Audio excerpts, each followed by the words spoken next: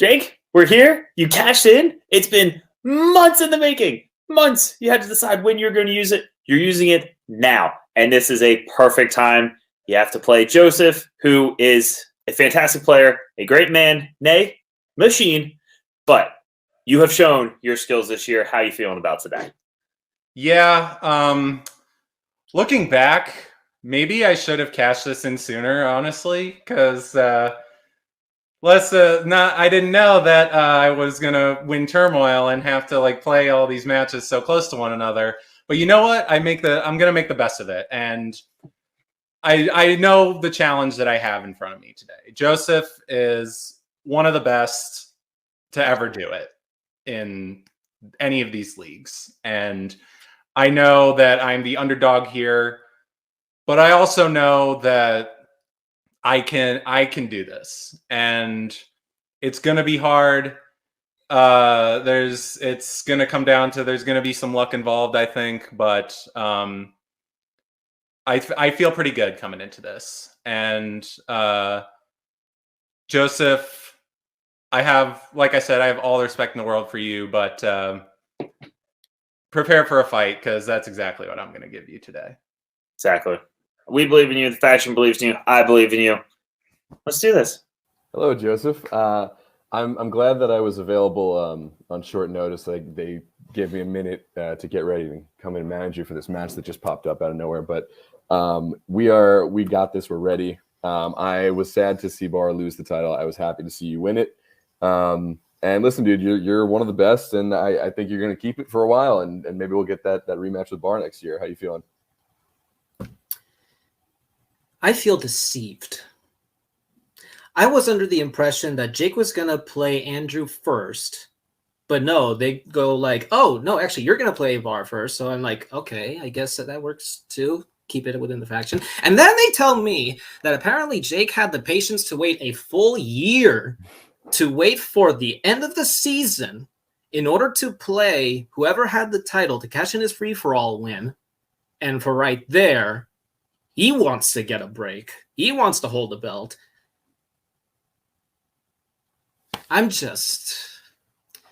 Well, you just got to keep it. That's all you got to do. Keep it, and that's it.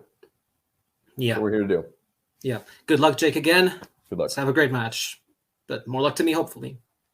Hello, everybody, and welcome back to Multiplex Movie Warzone. I am your host, Kaleb Boatman, and today we've got an immediate cash-in for the title, Jake Meltzer versus Joseph Olivas. Joseph Olivas being the current champion, just having won it off this guy, Mr. Andrew Barr. Thank you for coming in since you were already here to host this. So, how are you feeling about this matchup? Yeah, I'm feeling good. I even changed my shirt. Feel a little bit more comfortable. I'm mad at both of these people. I'm mad at Joseph for beating me, and I'm mad at Jake. I heard about that sippy cup crack that he made earlier. So I'm mad at both of these people. But you know what? It's going to be a great fight. These are two strong competitors, so I can't wait to see what happens. Absolutely. So, without further ado, we'll just bring in the competitors. And round one is going to work like this. You're going to get 8 different questions, 8 different categories. You get all 8 right, you get a bonus question, 4 repeats, and a challenge throughout the entire match. Remember to keep your hands on screen at all times. Y'all know the drills. We'll get started with your first question, which comes in the category of scores and soundtracks. What 2000s film features the songs Ain't No Mountain High Enough, Peace Train, and Spirit in the Sky? So many songs I want to sing. So many lyrics. Your favorite part? Yeah, Ain't No Mountain High Enough. That's a classic. As much as Spirit in the Sky slaps. 4, 3, 2, 1. Pens down. Let's go to Jake. Remember the Titans? And Joseph. I also said remember the Titans. Both correct. All right, as we get into your next category, which is action adventure. What is the suitcase that the villains are... Sorry. What is in the suitcases that the villains are after in Cliffhanger? I can't read. That's fair. I never learned to read. I can barely write. You've seen my scribbling. Oh, I hold the worst handwriting in this community. 5, 4, Challenge accepted. 2, 1. Pens down. Let's go to Joseph. I was gonna say for the last one, we remember the Titans, but for this one, I guessed plutonium. And Jake. Yeah, total guess. Still haven't seen this. I just guessed diamonds. Both incorrect. Looking for money. I Straight up almost cash. got money. As your next question, category of Westerns. In 2016's The Magnificent Seven, who plays Goodnight, an ex-Confederate soldier who suffers from PTSD? I prefer the sequel, The Magnificent Eight, and then The Splendiferous Nine, which is also a good one. Don't look at me like that. You're just jealous you didn't make that joke. 3, 2, 1. Pens down. Whatever makes you feel better. Jake It was between two. I said Ethan Hawke. and Joseph. I also said Ethan Hawke. Both correct. All right. And the next category is going to come in the 80s.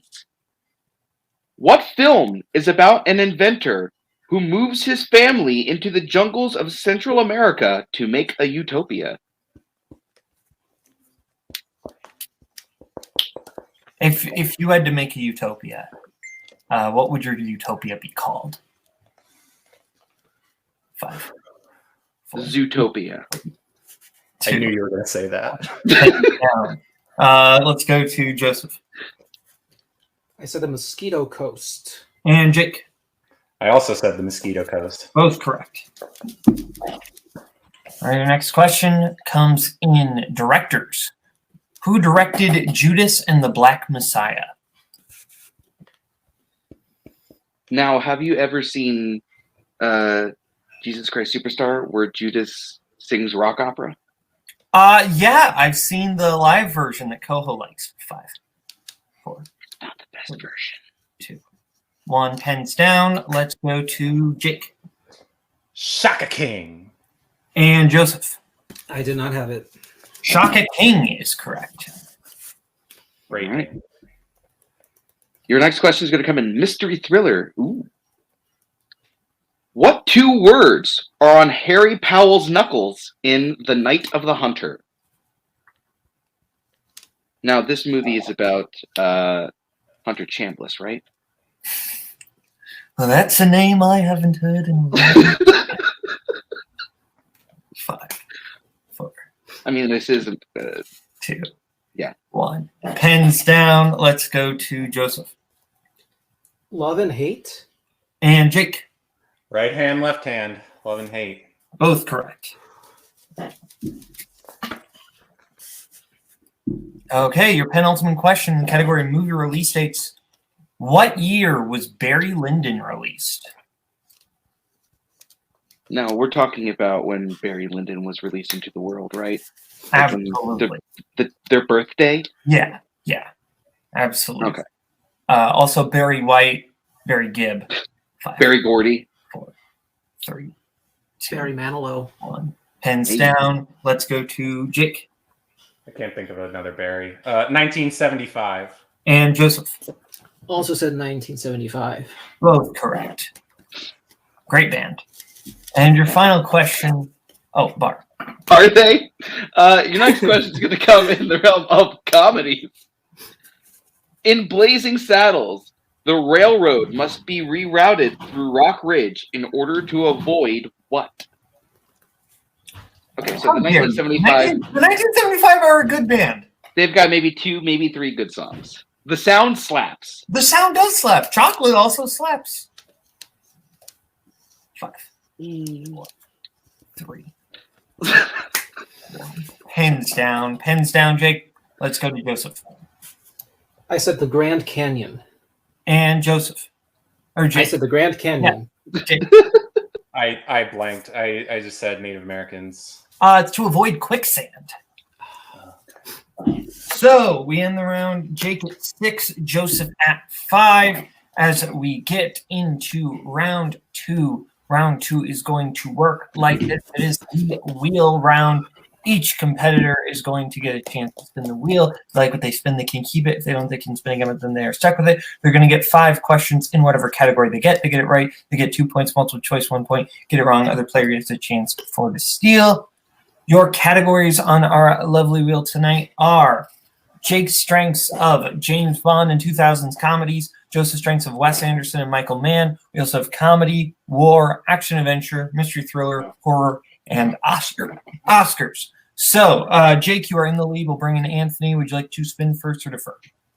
Nicely done. What do you think? And you want to see how he does, or do you just want to keep going?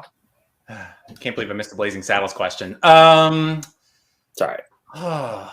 I'm genuinely torn. I truly have no preference. I know that typically the typical practice is to go second, see if maybe he can take something off I don't want. It's true. And then you can see if you have something I'm a little shaky on. So yeah, let's go second. Okay. Joseph, this will be your spin. And your spin is away, and you land on James Bond. Would you like to keep that or spin again? I'd rather spin again. Yeah, let's play it safe. Respin, please. This is a category you are stuck with. And you land on mystery thriller. I will give your questions in the category of mystery thriller. All right, Joseph, your first question in mystery thriller. If I can find it on the doc. At the end of 2013's Enemy, Adam comes home and enters his room to discover that his wife is gone and instead finds what kind of creature? A spider. Correct for 2 points. Freaky scene. Next question. Who plays Mrs. Wilson, the housekeeper revealed to be behind the murder in Gosford Park?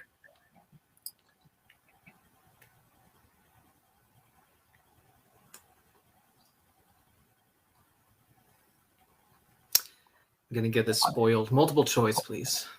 Multiple choice options are A. Maggie Smith, B. Judi Dench, C. Helen Mirren, D. Angela Lansbury.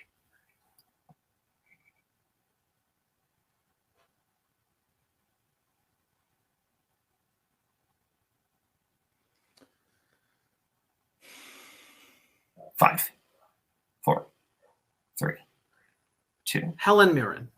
That is correct for 1 point. Sorry for the spoiler. Yeah, I haven't like a 20-year-old movie.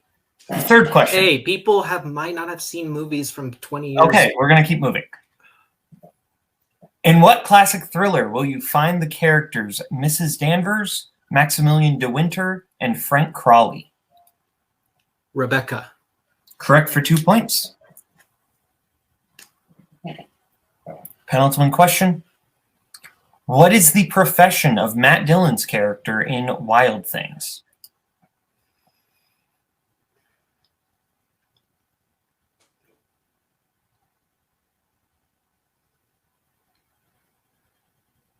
Five, 4, 3. Multiple choice, please. Multiple choice options are A. Teacher, B. Guidance counselor, C. Principal, D. Superintendent.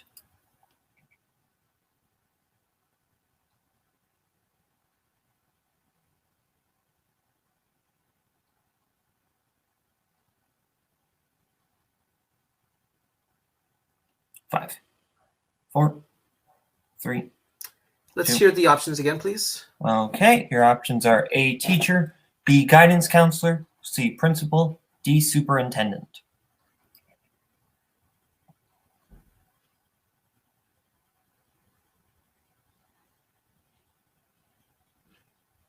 Five, 4, 3, 2. Teacher. 1. That is incorrect. Jake, for the 1 point steal, your options are A. Teacher, B. Guidance counselor, C. Principal, D. Superintendent. I think it's guidance counselor. That is correct for a 1 point steal. And your final question. Linda Cardellini, Andrew Reynolds, and Gene Smart have supporting roles in what film?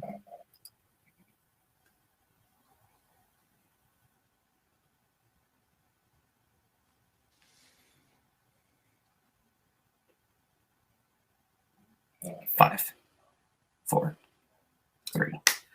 2. Multiple choice, please. Multiple choice options are A, A Simple Favor, B, The Lazarus Project, C, Capone, D, The Accountant. Do I get another You repeat get of the 2. options? You have 2. Okay. I have 2. Okay. 5, 4, 3. I'll use a repeat of the whole question, please. Okay. I believe that is your first repeat. Linda Cardellini, Andrew Rannells, and Gene Smart have supporting roles in what film? A, A Simple Favor, B, The Lazarus Project, C, Capone, D, The Accountant.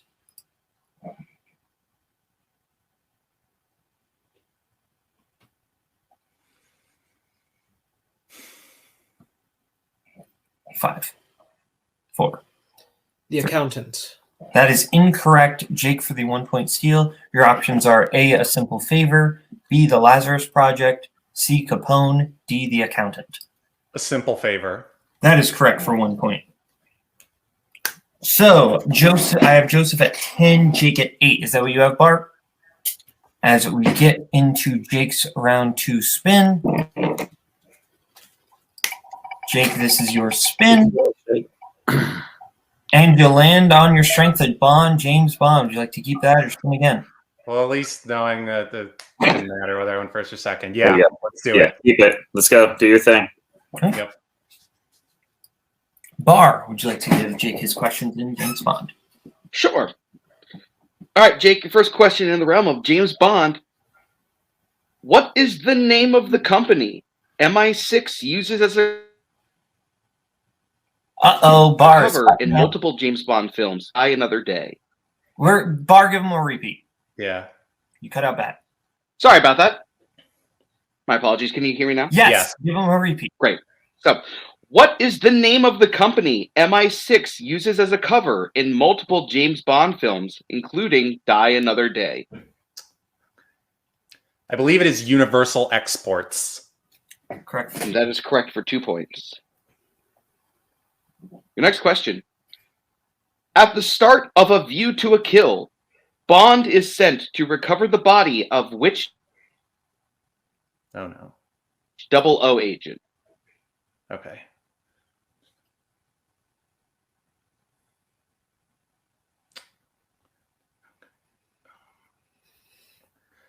Multiple choice, please.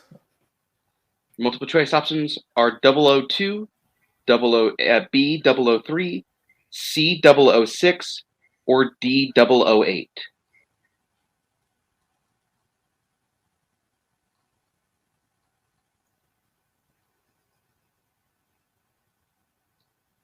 Five.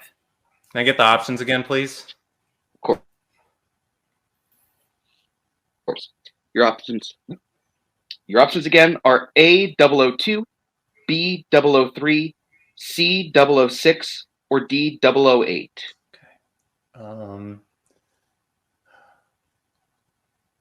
B 003. That is correct for 1 point. All right, your next question.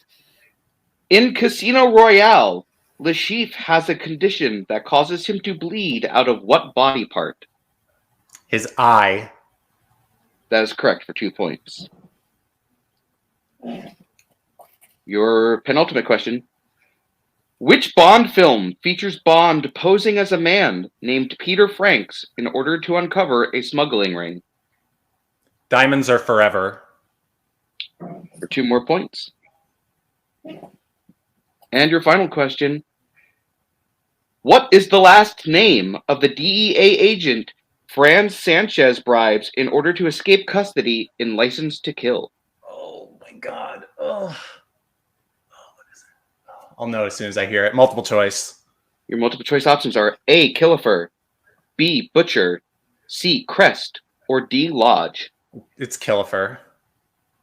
For 1 point. Okay, so I have Jake at 16, Joseph at 10. Is that what you have, Bart? Yes, it is. 16 to 10 as we get into round 3. Round 3, each competitor has selected 2 movies. These questions will be whiteboard. Both competitors will be getting the same question. If they get it right, they will be getting 2 points. So we'll start off with your first question, which comes from Joseph's film Spartacus. When Spartacus meets with Tigranes to ask him to build ships for him, Spartacus offers him a chest of treasure, and in exchange, Tigranes will have ships for them in how long?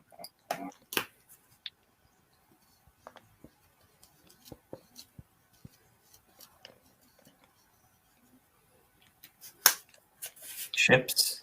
I'm a boat. Ships. You're a boat. 4, Pull into the harbor. 2, 1. Pak the Khan Havijad. Let's go to Joe. Me? Yes. Second best Kirk Douglas Stanley Kubrick collaboration. 7 months. Meltzer. That is correct. 7 months. I'll agree with that. I agree with that. Your next question is going to come in Nightmare on Elm Street 3 Dream Warriors. Name both things Dr. Gordon takes from the church after leaving the bar with Donald. I'm a bar. Yeah, you are. We had a boat and we had a bar. Yeah. Boat and Tell me bar. how that works. 5, 4, 3, 2, 1. Pens down. Let's go to Joseph. A cross and holy water. And Jake. I said a crucifix and holy water. I don't believe there's a significant... Oh, yes. We have right here. A cross is also acceptable. So, yes, that is correct. And your next question in Joseph's film, Aquila and the Bee. What word does Aquila spell in order to make the top 10 from districts and move on to the state B? You like jazz? Like jazz, the ways they make the honey. Gordon M. Sumner. Cody's going to hate us. I do. Hands down. Let's go to Joseph. Pastiche. And Jake. Pastiche. That is correct. Are you jealous, Andrew? A little bit. And your final question comes in Psycho Gorman. What does Mimi call the weapon she tries to give Luke before they enter the factory and meet PG for the first time? I mean, how would you be jealous because you wrote that question? I think I'm jealous because it's the question that I wanted. Fair. He didn't get our Aquila in the Bee 5. question. Okay. 3, 2, 1. Pens down. Let's go to Joseph. At least I swept the category. Finally, again, Luke Killer. And Jake. Luke Killer. Correct. Okay, so coming out of that round, no score change. I have Jake at 24, Joseph at 18. Is that what you have, Bart? Yep, that's what I have. Okay, so we're going to get into round 4, which is the Revenge of the Wheel round. Each competitor is going to be able to give their opponent one of the remaining categories.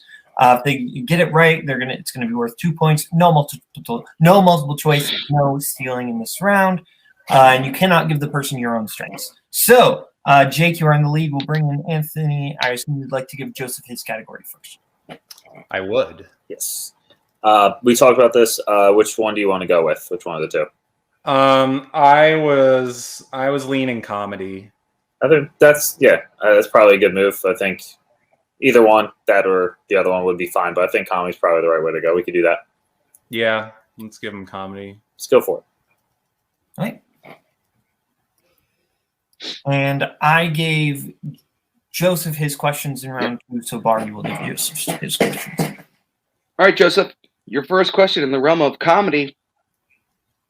Hot Pursuit takes place in what state?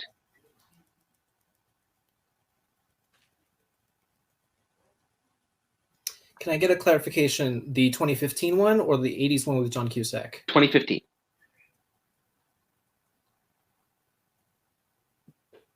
Five, 4, 3. California. That is incorrect. We're looking for Texas. I almost said Texas. Your next question. What 90s comedy features performances by Robert Downey Jr., Heather Graham, and Steve Martin?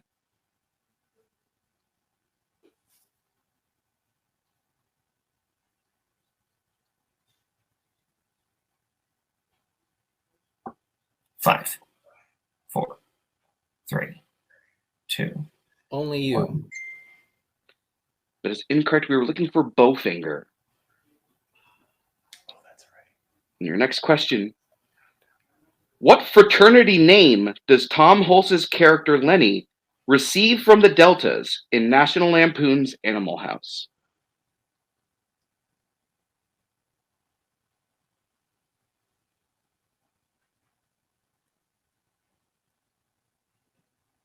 Five, 4, 3, 2. Honorary animal. 1. That's incorrect. We were looking for Pinto. Pinto. Your penultimate question. Who directed The Secret of My Success?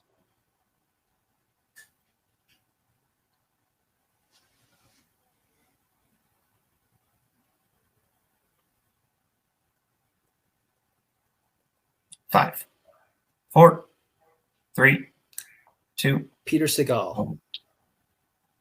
That is incorrect. We are looking for Herbert Ross. And your final question in comedy.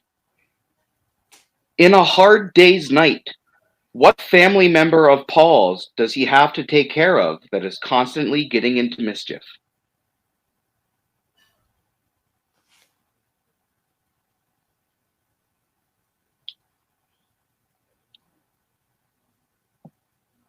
Five, 4, 3, 2. His nephew. That is incorrect. We were looking for grandfather. Oh. Okay, so I still have it at 24-18 as we Yes. get into Jake's. Okay, so the remaining categories that you can give Joseph, or that you can give Jake Joseph, are you could give him his own strength of 2000 comedies. You could also give him war, action, adventure, horror, or Oscars. Joseph, what are you thinking? I'm leaning towards maybe war or horror, maybe. Yeah, I was leaning towards war as well. Mm-hmm. Yeah, I feel like without multiple choice, war can get a little dicey with ranks and everything. So, Yeah. you feel good about that? Not really, but I don't really have much better. So, Let's do it. yeah, war for Jake, please. All right. Jake, your questions in war. First question. What 50s war film centers around a naval officer who relieves his potentially unstable captain of duty and is subsequently tried for mutiny?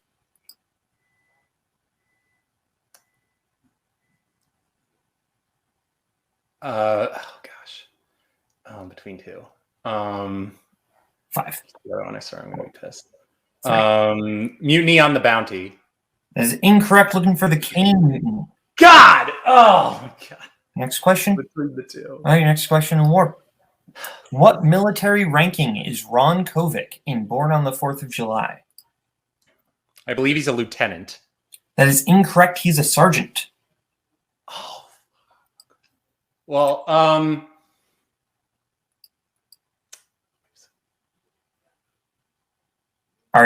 never mind. Okay. No, I'm not going to bring Anthony in. Your next question. How does Woody Harrelson's character die in The Thin Red Line?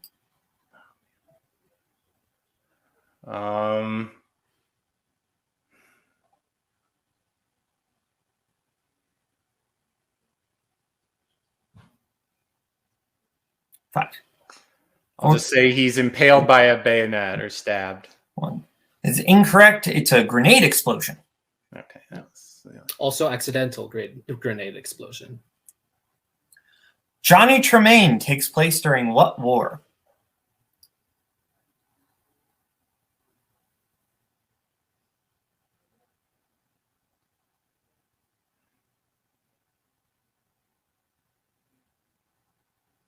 I'll just say the Korean War.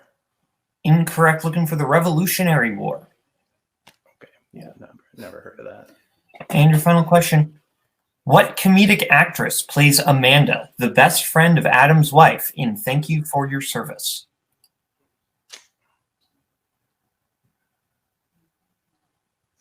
Amy Schumer? That is correct for 2 points. Okay, so I have Jake at 26, Joseph at 18. As we get into round 5. Round 5 is going to work like this. Each competitor is going to get to pick what they want for their 1, their 2, their 3, and their 4-point question. Categories they will be able to pick from are Tim Burton, action adventure, movie release dates, classics, actors and actresses, 1980s, 1970s, and coming of age / teen. We'll let them pick the categories right now, and we'll get back to you right now. Okay, we are back, and our competitors have picked what they want for their 1, their 2, their 3, and their 4-point question. Jake has selected his 1 in actors and actresses. Joseph has selected his 1 in actors and actresses, his 2 in classics, his 3 in movie release dates, and his 4 in Burton. Whereas Jake has selected his 1 in classics, his 2 in movie release dates, his 3 in action adventure, and his 4 in actors and actresses. So, since he is down by a few points, we will start with Joseph for his 1 in actors and actresses. All right, Joseph, your 1-pointer in actors and actresses. Amanda Seyfried made her film debut in what movie? Mean Girls. Correct for 1 point. Okay, we'll stick with you for your 2-pointer in classics.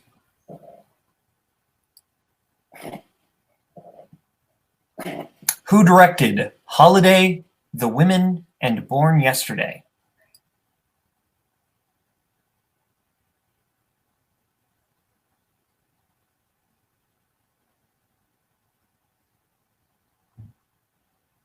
Five, 4, 3, 2. George 1. Cukor. That is correct for 2 points. Good job. Okay, so we're in a situation, and a reminder, if Joseph misses either of these next 2 questions, Jake does win the match. So Joseph, your 3-point question in movie release dates. How many years after the original was the remake of The Blob released?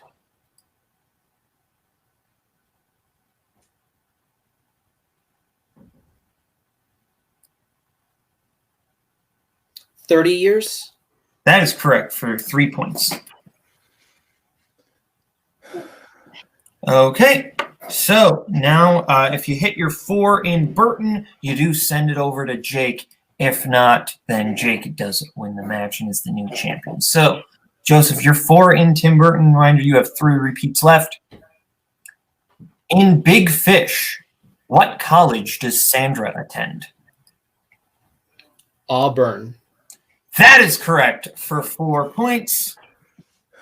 And the lead, as we get into Jake's 1-pointer in classics.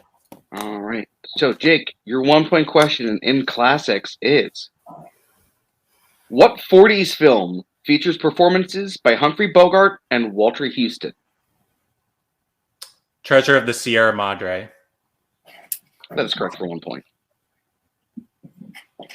All right, and if Jake hits this next question, he does win the match. Or any question. Yes. All right. In movie release dates, your question is, James and the Giant Peach was released in what year?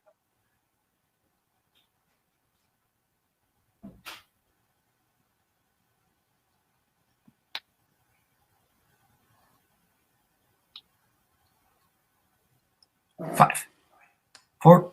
Repeat the question. That is your first repeat. Your question, James and the Giant Peach was released in what year?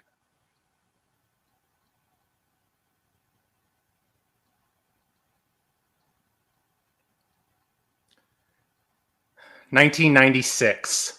And your winner, Jake, the other Jake M. Meltzer. Let's go. That is correct. And new movie trivia Warzone champion.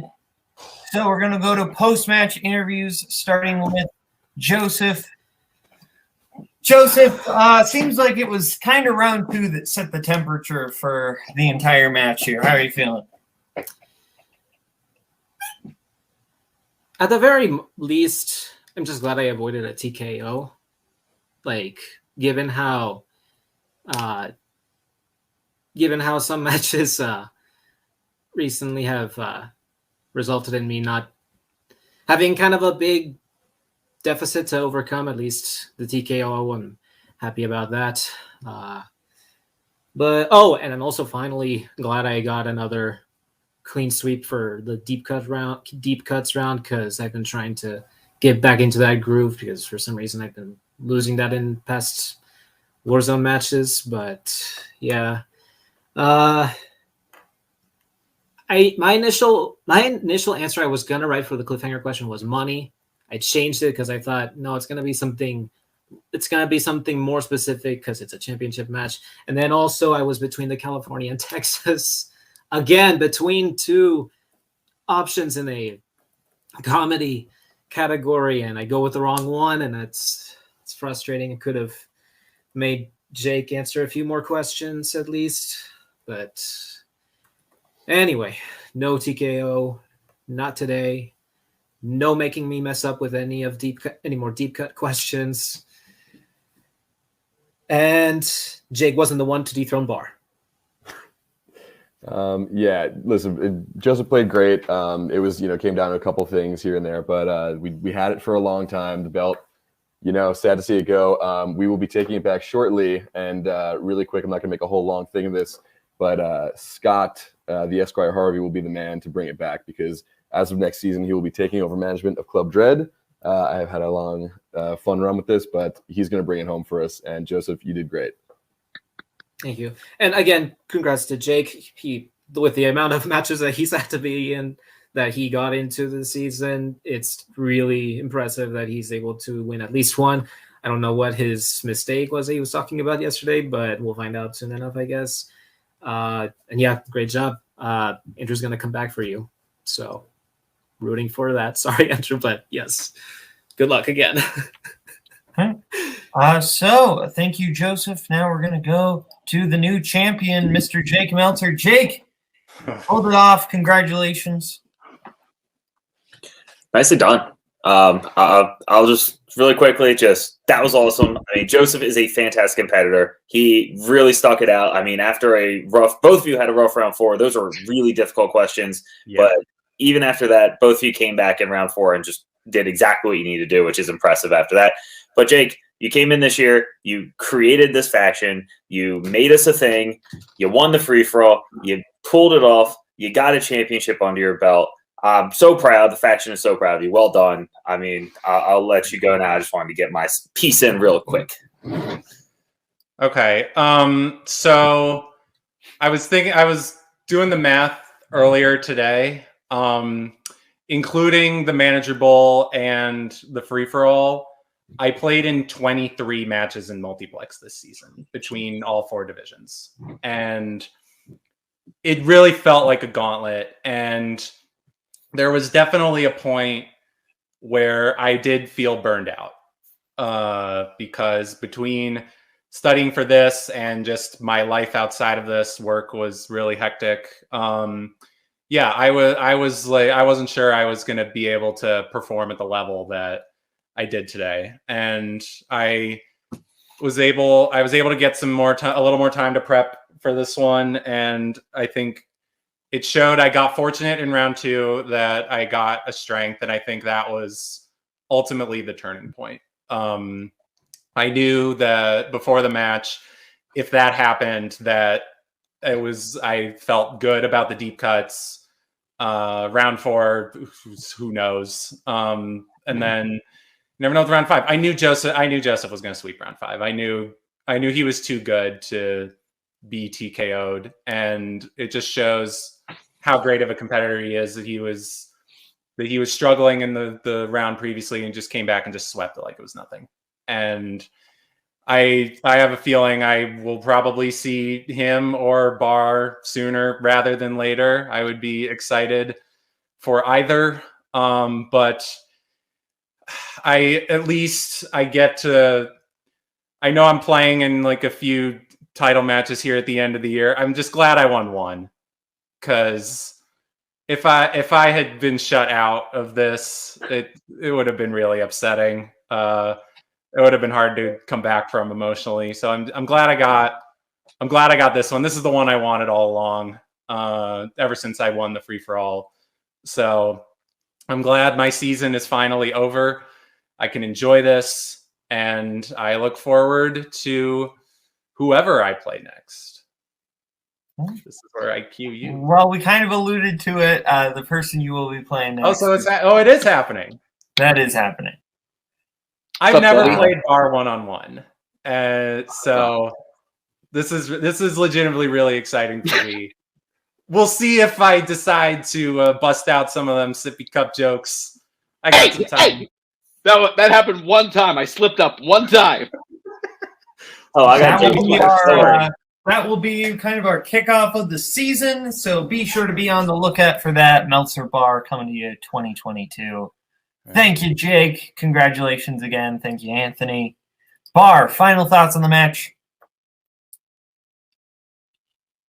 I froze for a little bit.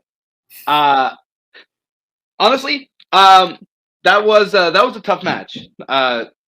It came down to the end. Luckily, Joseph, as he said, avoided the TKO. But Meltzer just kind of played a really great round 2, and I think that was the swing here. But Joseph will be back. They will definitely be having another title shot at some point, I assume. And Jake, hi. Okay, well, thank you to Jake. Thank you to Joseph. Thank you to Bar. Thank you to Ethan. Thank you to Anthony. Thank you to everyone at home for watching, and keep watching. Thank you to everyone. This has been Multiplex Movie Warzone. I'm Kaleb Boatman. See you later. Bye-bye, boys. Have fun storming the castle. Think it'll work? It would take a miracle. Bye-bye.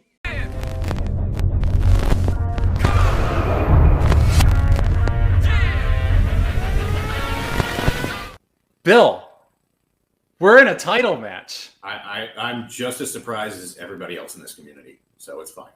So. Yeah, we took an unconventional, circuitous route to get here, but I think we have gotten better as the year has gone along. Yeah. I think where we started, very bad, obviously. We tried to forget about it for most of the year. But now we got a little bit of revenge there to get to this point. And we couldn't have better opponents. Like it just makes it way more fun to play against our boys.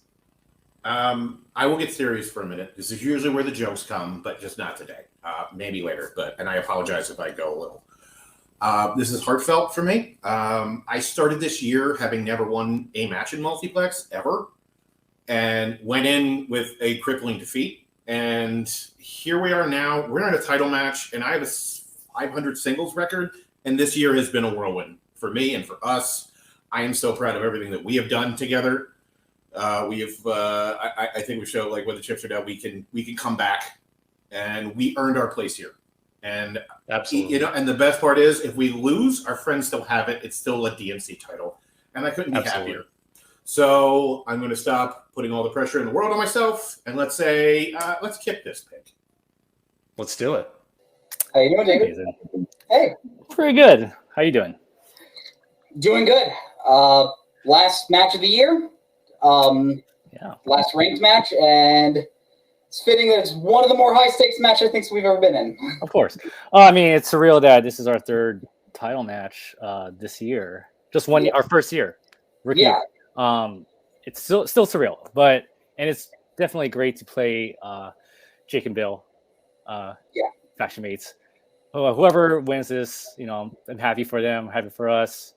But I want to keep our belt. I want to keep going. I do too. No, I have a ton of respect for Kumite. They're faction mates, but I still took this just as seriously as I would take any match. I hope that all four of us can go out there and just have the greatest match we can. And David, I know all four of us are a part of Fun DMC, but for you and I, what's going on?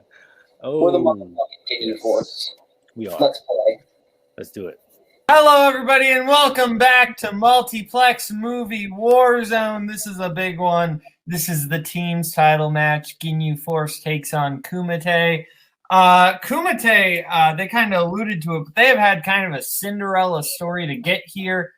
And it's been kind of fascinating, starting their career off with a loss and then just coming back and making it to round 2 of the tournament, and then going on to win Turmoil.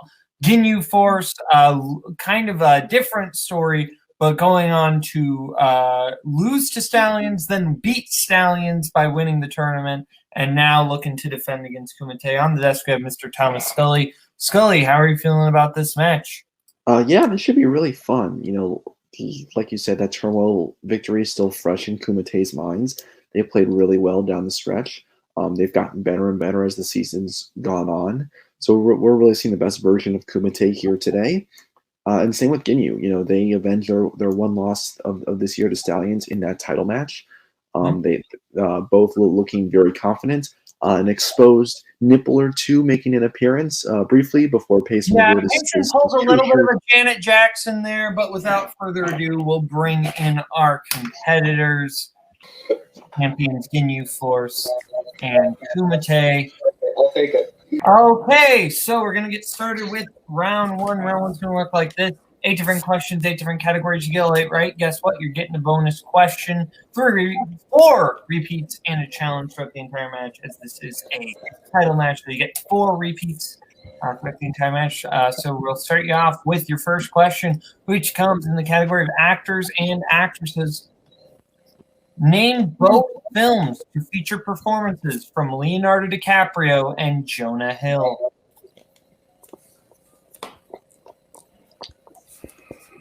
You are a fan of either of these people, Scully?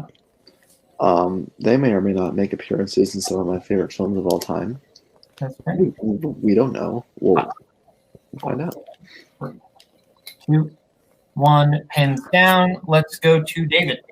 I only got Wolf of Wall Street. Jake. Wolf of Wall Street and Django Unchained. Bill. I also only got Wolf of Wall Street. And Payson.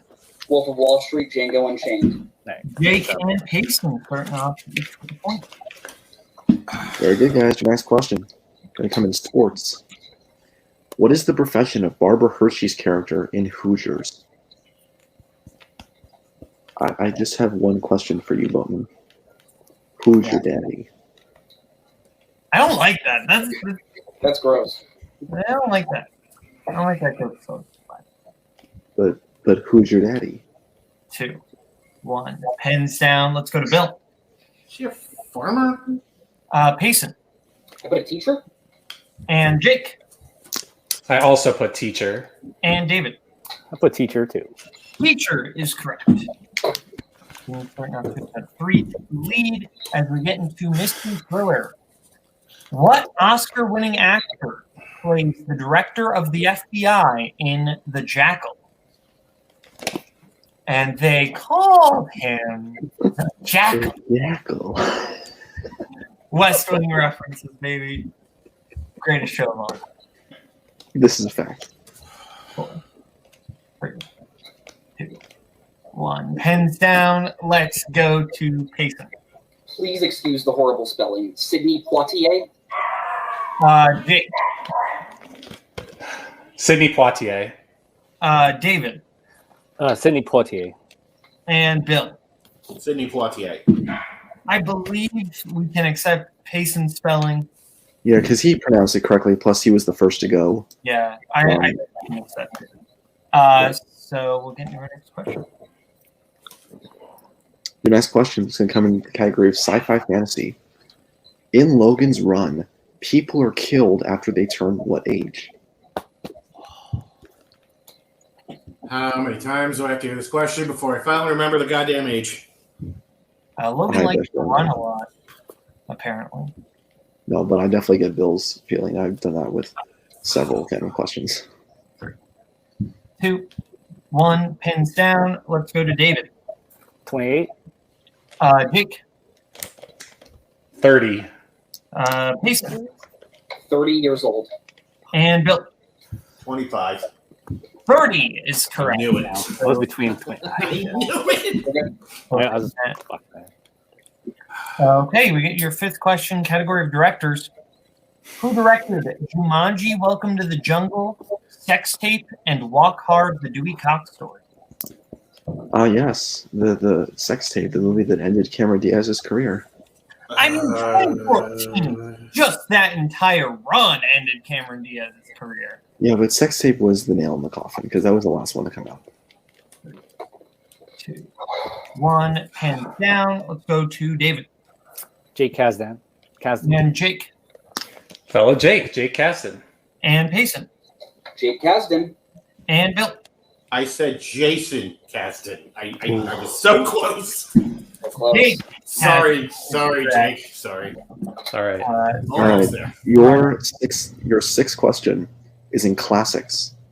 What 30s film is about the son of a snobbish Wall Street broker who falls in love with a woman from an eccentric family? My family is, I wouldn't say eccentric, but they all hid the Christmas presents they're giving each other in my room. So My I would call family them is straight up mildly annoying. 5.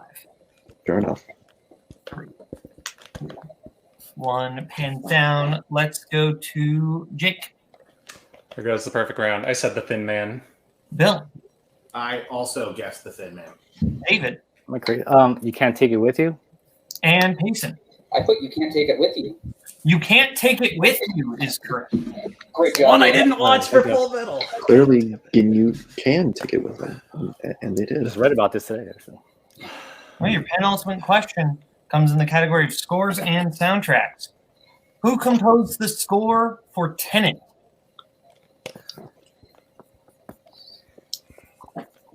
I like this movie. Yeah, I would say it was a solid Tenet pull film. Congratulations, you made a Spence level joke. You should feel bad. 2, 1, hands down. I'm crying on the inside. Let's go to David. Hans Zimmer? Jake. Ludwig Göransson. Payson. That's it. I put Harry Gregson Williams. And Bill.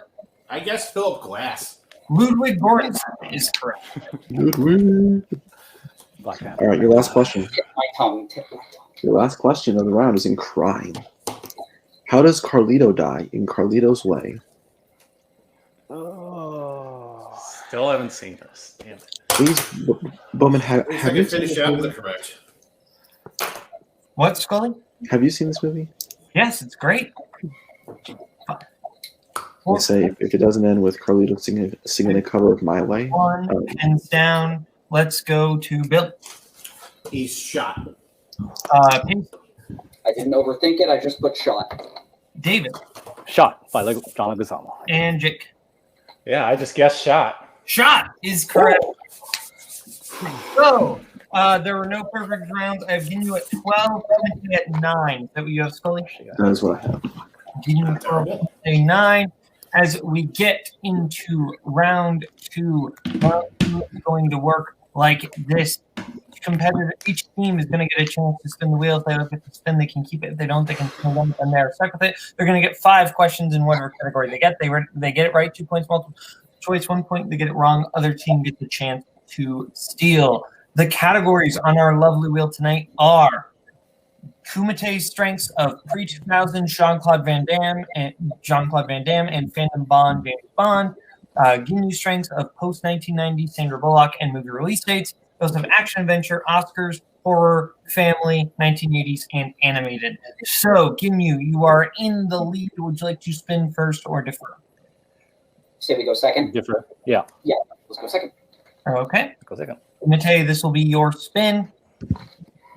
And your first spin is away, and it lands on post-1990 Sandra Bullock. Would you like to take it? Take it. Dude, take it. you gotta do it. You didn't put all that work in I for watched nothing. 26 Sandra Bullock movies for a reason. Let's hope I don't fuck this up royally. Let's go. Oh, Let's do it. Okay. All right. This will be fun. Scully, I don't want to read these. You take them. Fine, I'll do it. All right, guys, your first question in post-1990 Sandra Bullock. In what film does Sandra Bullock's character perform an emergency tracheotomy on a man choking in a diner? That's The Heat. Okay, you cool with that? Yeah, you're good. Go for it. The Heat, final answer. That's correct. 2 points. Your second question. In Miss Congeniality 2, Armed and Fabulous, Gracie is involved in a misunderstanding when she chases after what singer in a hotel? It's Dolly Parton. Go for it. Dolly Parton, final answer. That is correct for 2 more points. The third question. In The Proposal, when we first see Ramon, a man later revealed to be a locally famous stripper, he is working what job? Oh God, he works like 5 jobs.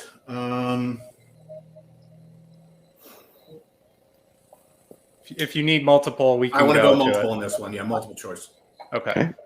Is it A, a wedding planner, B, a police officer, C, a waiter, or D, a pilot? So it's the first one that they see him doing.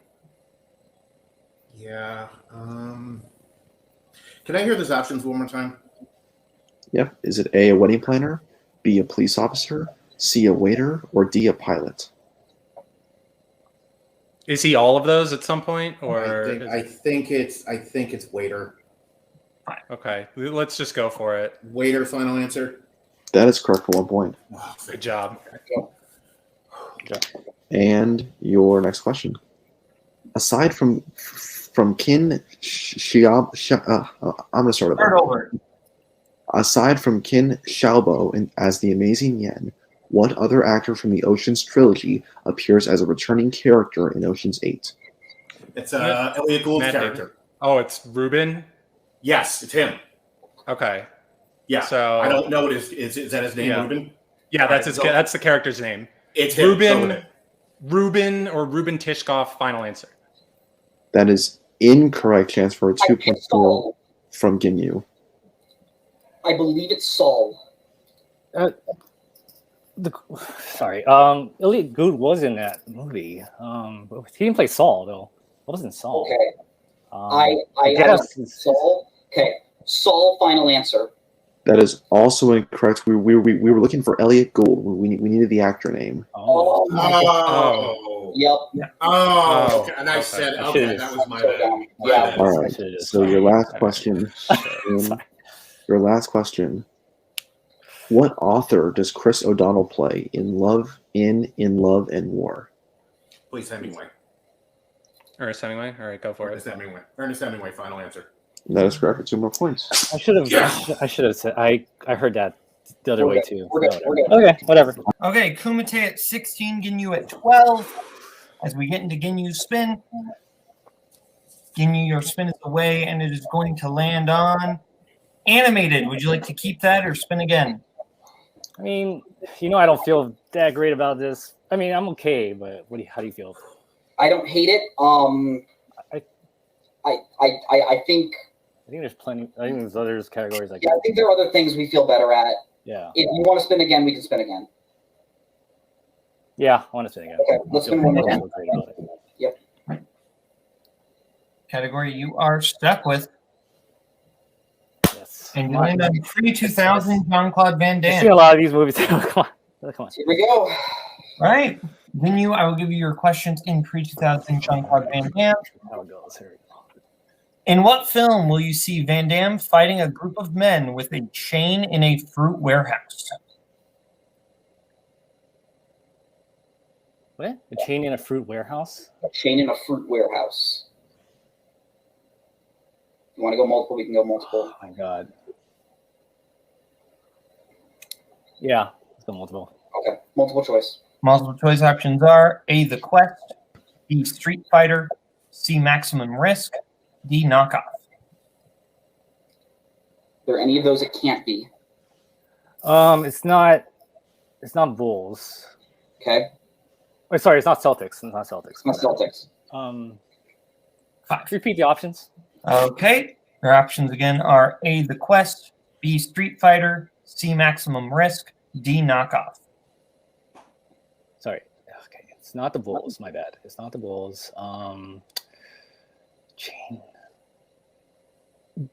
Heat sounds like the closest because it has fruits in it. Okay. D, final answer. That is correct for 1 point. Good job, David. Good job. I was ready. Shit, come on. In sudden death, what type of machine does Carla die in?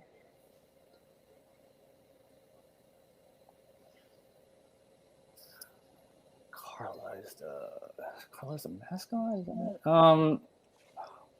You want to use a repeat? It's like a dishwasher kind of thing. Or multiple choice to be safe. Okay, multiple choice. Multiple choice options are A, fryer, B, dishwasher, C, broiler, D, mixer. It's like, yeah, it sounds. What was A again? What did you say? A was a fryer. Yeah, I think it's dishwasher. Okay. Dishwasher, final answer. That is correct for 1 point. We're good. We're good. We're good. We're good. Your next question. In Universal Soldier, the soldiers are deployed to resolve a hostage situation at what landmark?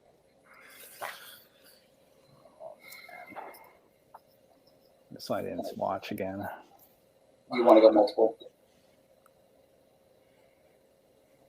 5. 4. Yeah. Okay, multiple choice. Multiple choice options are A, Grand Canyon, B, Sears Tower, C, Hoover Dam, D, Space Needle.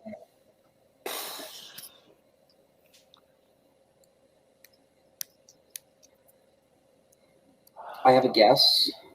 Yeah. I'm thinking Knicks. Yeah, I was thinking next too. Okay. Yeah, I'm not quite sure. C, final answer. That is correct for 1 point. All right. We're making our way through. We're making our way through. I'm gonna get this. We got this. We got this. Right. The penultimate question. How does Lion's brother die in Lionheart? Well, he gets beaten to death. You just want to go for that? Yeah. Okay. Go ahead. Beaten to death, final answer. That is incorrect. Kumite for the 2 point steal. He's set on fire, Bill. Okay.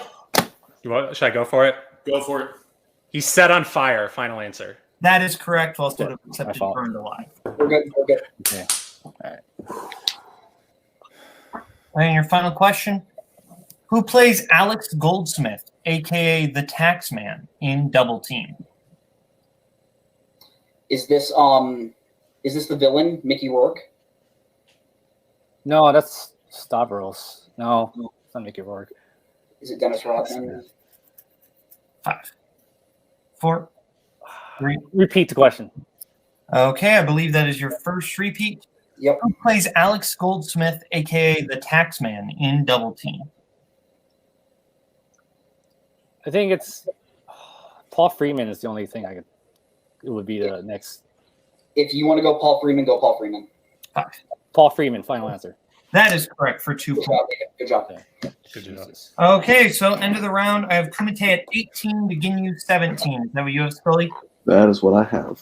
18 to 17 as we get into round 3. Round 3 is going to work like this. Each team has selected 2 movies that they are each going to get a question from. Those movies being Matrix Reloaded, Nightmare on Elm Street, Dream Warriors, Moonrise Kingdom, and Psycho Gorman. We are going to start. Each team is going to be writing this on their whiteboard. If they get it right, they're going to be getting 1 point. Yada, yada, yada. We'll get started if everyone's ready. Okay, your first question is going to come in Matrix Reloaded. According to the Oracle, what do all men with power want?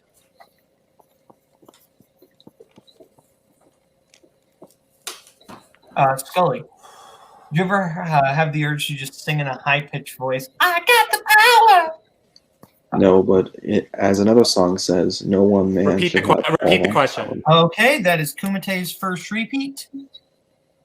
According to the Oracle, what do all men with power want?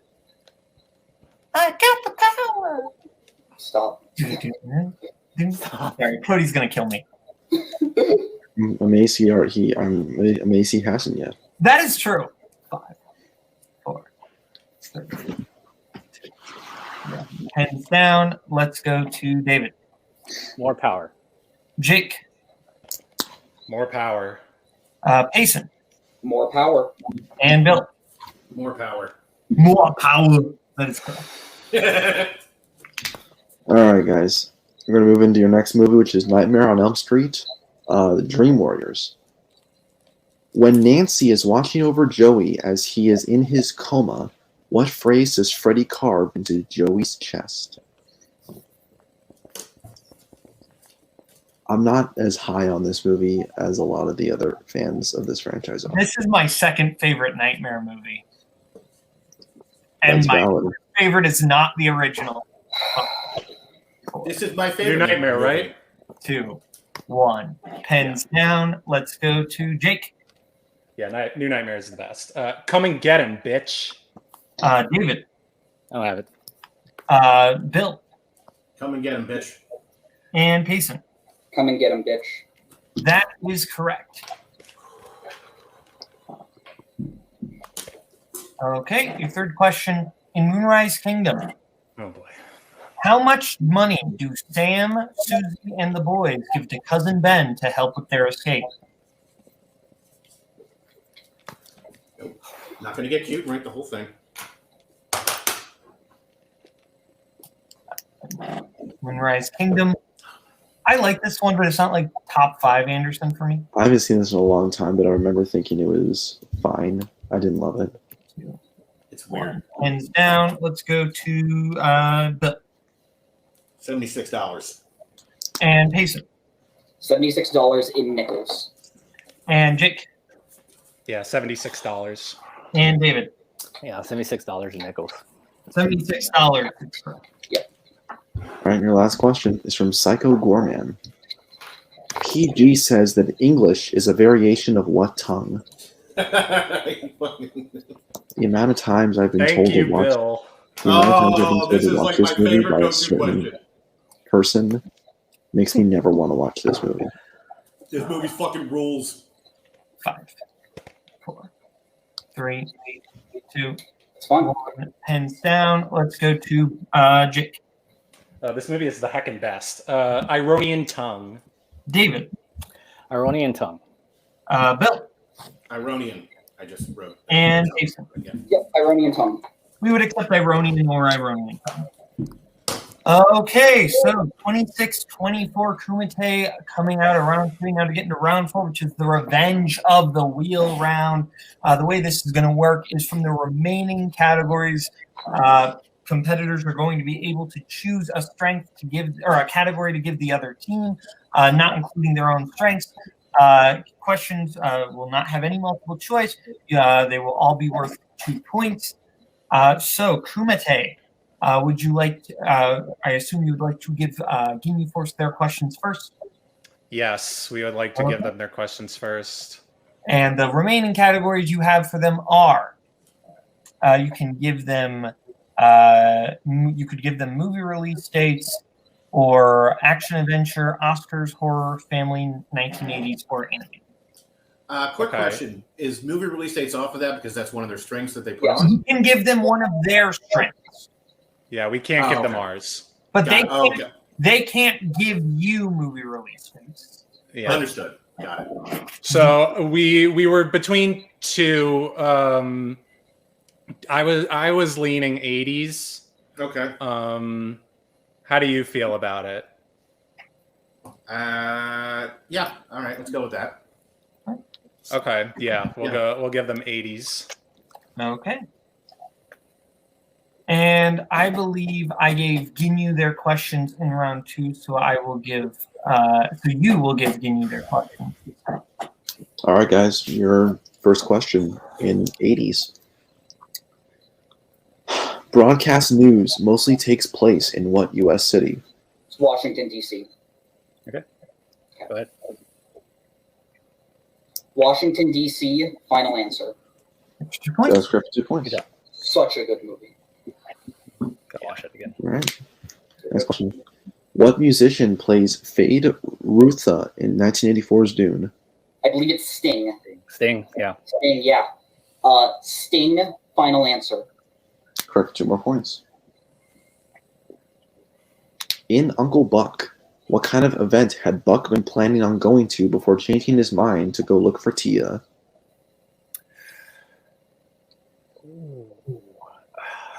feel like it's a bowling tournament or something like that. 'Cause he was Bowling in the tournament? Okay. Bowling game or just make it general. Just Yeah. bowling. Bowling match. Final answer. Is That is- incorrect. We were looking for a horse race. Okay. Oh, no. Your next question. What 80s film features a supporting cast that includes Fran Drescher, Michael Richards, and Kevin McCarthy?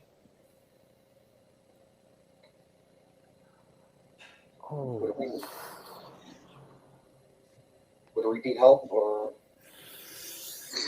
Damn, I have no. I have no idea. Running scared. Final answer. That's incorrect. We were looking for UHF. Oh my. We're good. We're good. Yep. We're good. All right, your last question in 80s. A Room with a View takes place in what European country? Is it England? That's all I thought. Yeah. So it's James Ivory. You think it might be one of the other UK ones, or do you think it's England? England was I thought. Was what I Okay. thought too, so. Let's use the time. 5, 4, 3. England. Final answer. Incorrect. We were looking for Italy. Okay. Italia. The Gabagool. Okay, so I have Ginyu currently at 28. I do too. Kumite still at 26. So, Ginyu, here are the remaining categories that you can give Kumite. You can give them their strength of bond, also action adventure, Oscars, horror, family, or animated. Okay, so we were talking Oscars or animated. What are you thinking? You're thinking? I was kind of thinking animated. Okay. Because they could have studied Oscars. Yeah. Right. So animated is just so broad, and with Bowden, Holtzman writing those, hopefully they're a little deeper. Are you good with animated? Yeah, I'm good with it. Animated. Kumite, I'll give you your question in animated. All those Oscars flashcards wasted, but okay. Your first question. Who voices Robert Callahan, the professor revealed to be the man in the kabuki mask in Big Hero 6? Bill, it's James Cromwell. Yep. James Cromwell, final answer. Correct for 2 points. Your next question. What animated film features the characters Carface, Itchy, and King Gator? You were kind of breaking up there. Yeah, I couldn't really hear. What animated film features the characters Carface, Itchy, and King Gator? Oh boy. I don't know. Is it like Colors or some shit? No, it doesn't. It's not. I don't think it's a Fandom movie. I don't know. Fritz the Cat, final answer. That is incorrect. Looking for All Dogs Go to Heaven. Not a Fandom movie, so there you go. In Trolls, when the Bergens attack the trolls at the beginning of the film, where does King Peppy hide Poppy to keep her safe? This is one of the Fandom movies I haven't gotten to. Okay, cool. Yeah. I don't know. Yeah, I don't know either. I don't know. The dungeon of the castle. Yeah, a dungeon. Final answer. That is incorrect. It's in his hair. Okay. Okay, Trolls. That makes sense. That's actually okay. Fair enough. What kind of animal is Captain in 101 Dalmatians? What kind of animal is Captain? Oh God. Is he a horse? I think so. Okay. Do you want to use a repeat here? Let's use a let's go repeat for it. here. Repeat the question. Okay. Yeah. That is, I believe, your second repeat. What kind of animal is Captain in 101 Dalmatians? Because I think there is a horse, that's right? where it's that whole Twilight Bark scene. I think it's when they're out in the farms. I think you're right. It might be a horse. It's either a horse or like a goat or some shit. So let's go horse because I think it just that's fine. All right, horse. Final answer. That is correct for 2 points. Woo! Good job. Okay. And your final question. Ian McShane, Jennifer Saunders, and Dawn French lend their voices to what animated film? I'm just okay. Isn't that Kung Fu Panda? No. It's one of. I think it's one of the Shreks. Okay. I think Shrek 2. Final answer. That is incorrect. Looking for Coraline. Oh. Okay. Okay, so I have Kumite in the lead, 30-28, going into round 3. Round 5. Round 5 is the pick your poison round. The categories, each team is going to get to pick whether their 1, their 2, their 3, and their 4-point question. The categories they will be able to pick from are movie release dates, action adventure, family, recent releases, music, comedy, horror, and Steven Spielberg. We're going to let them pick the categories right now. We will get back to you right now. Okay, our competitors have picked their 1, their 2, their 3, and their 4-point questions. Being forced to pick their 1 in recent releases, their 2 in Spielberg, their 3 in action adventure, and their 4 in movie release dates. Whereas Kumite has picked their 1 in horror, their 2 in movie release dates, their 3 in comedy, and their 4 in action. So we will start with Ginyu's 1 in recent releases for Payson, since they are 2 points down. Who plays Dom's estranged brother Jacob Toretto in F9? His time is up. His time is now. You can't see him. His time is now. I believe his name is John Cena. That is correct. As we go over to David's 2-pointer in Spielberg. What is the name of the ship central to the mystery in The Adventures of Tintin?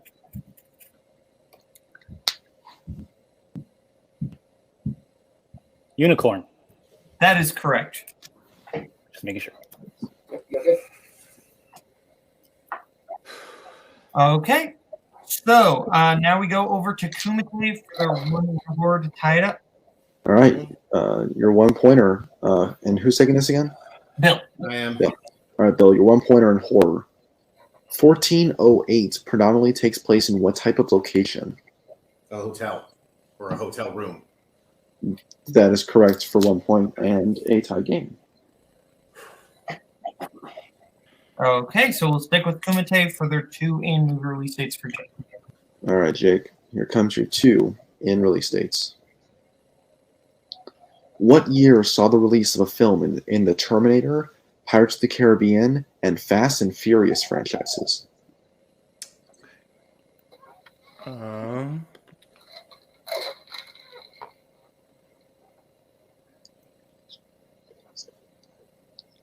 2017.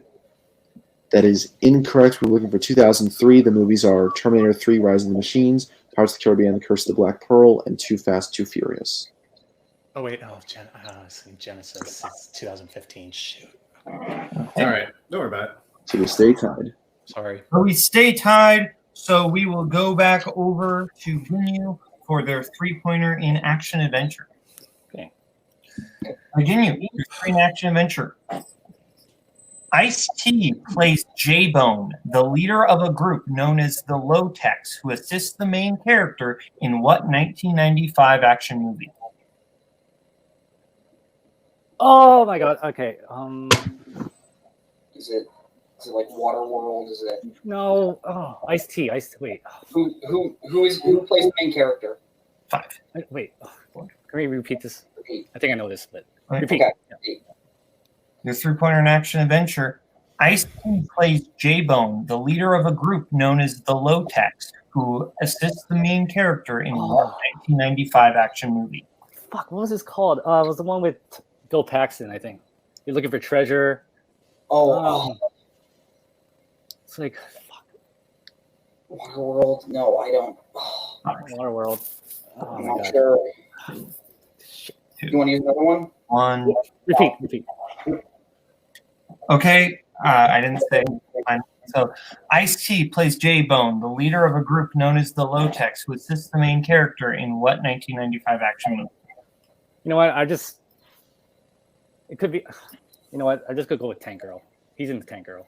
Go for it. He's just the main character. So Okay. Tank Girl. Final answer. That is incorrect. We were looking for Johnny Mnemonic. That's what it was. Okay.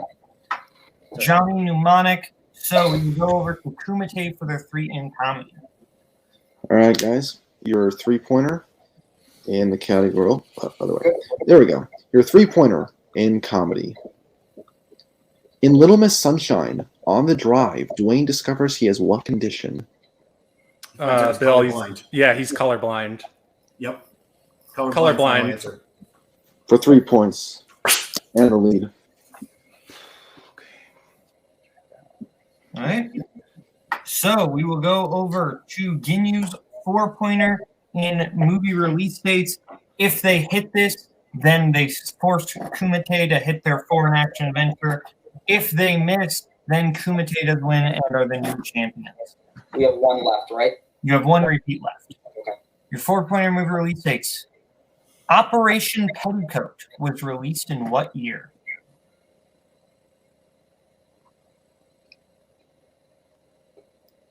Operation Petticoat. You have any idea? I don't think I do. Repeat the question. Okay. Your final repeat.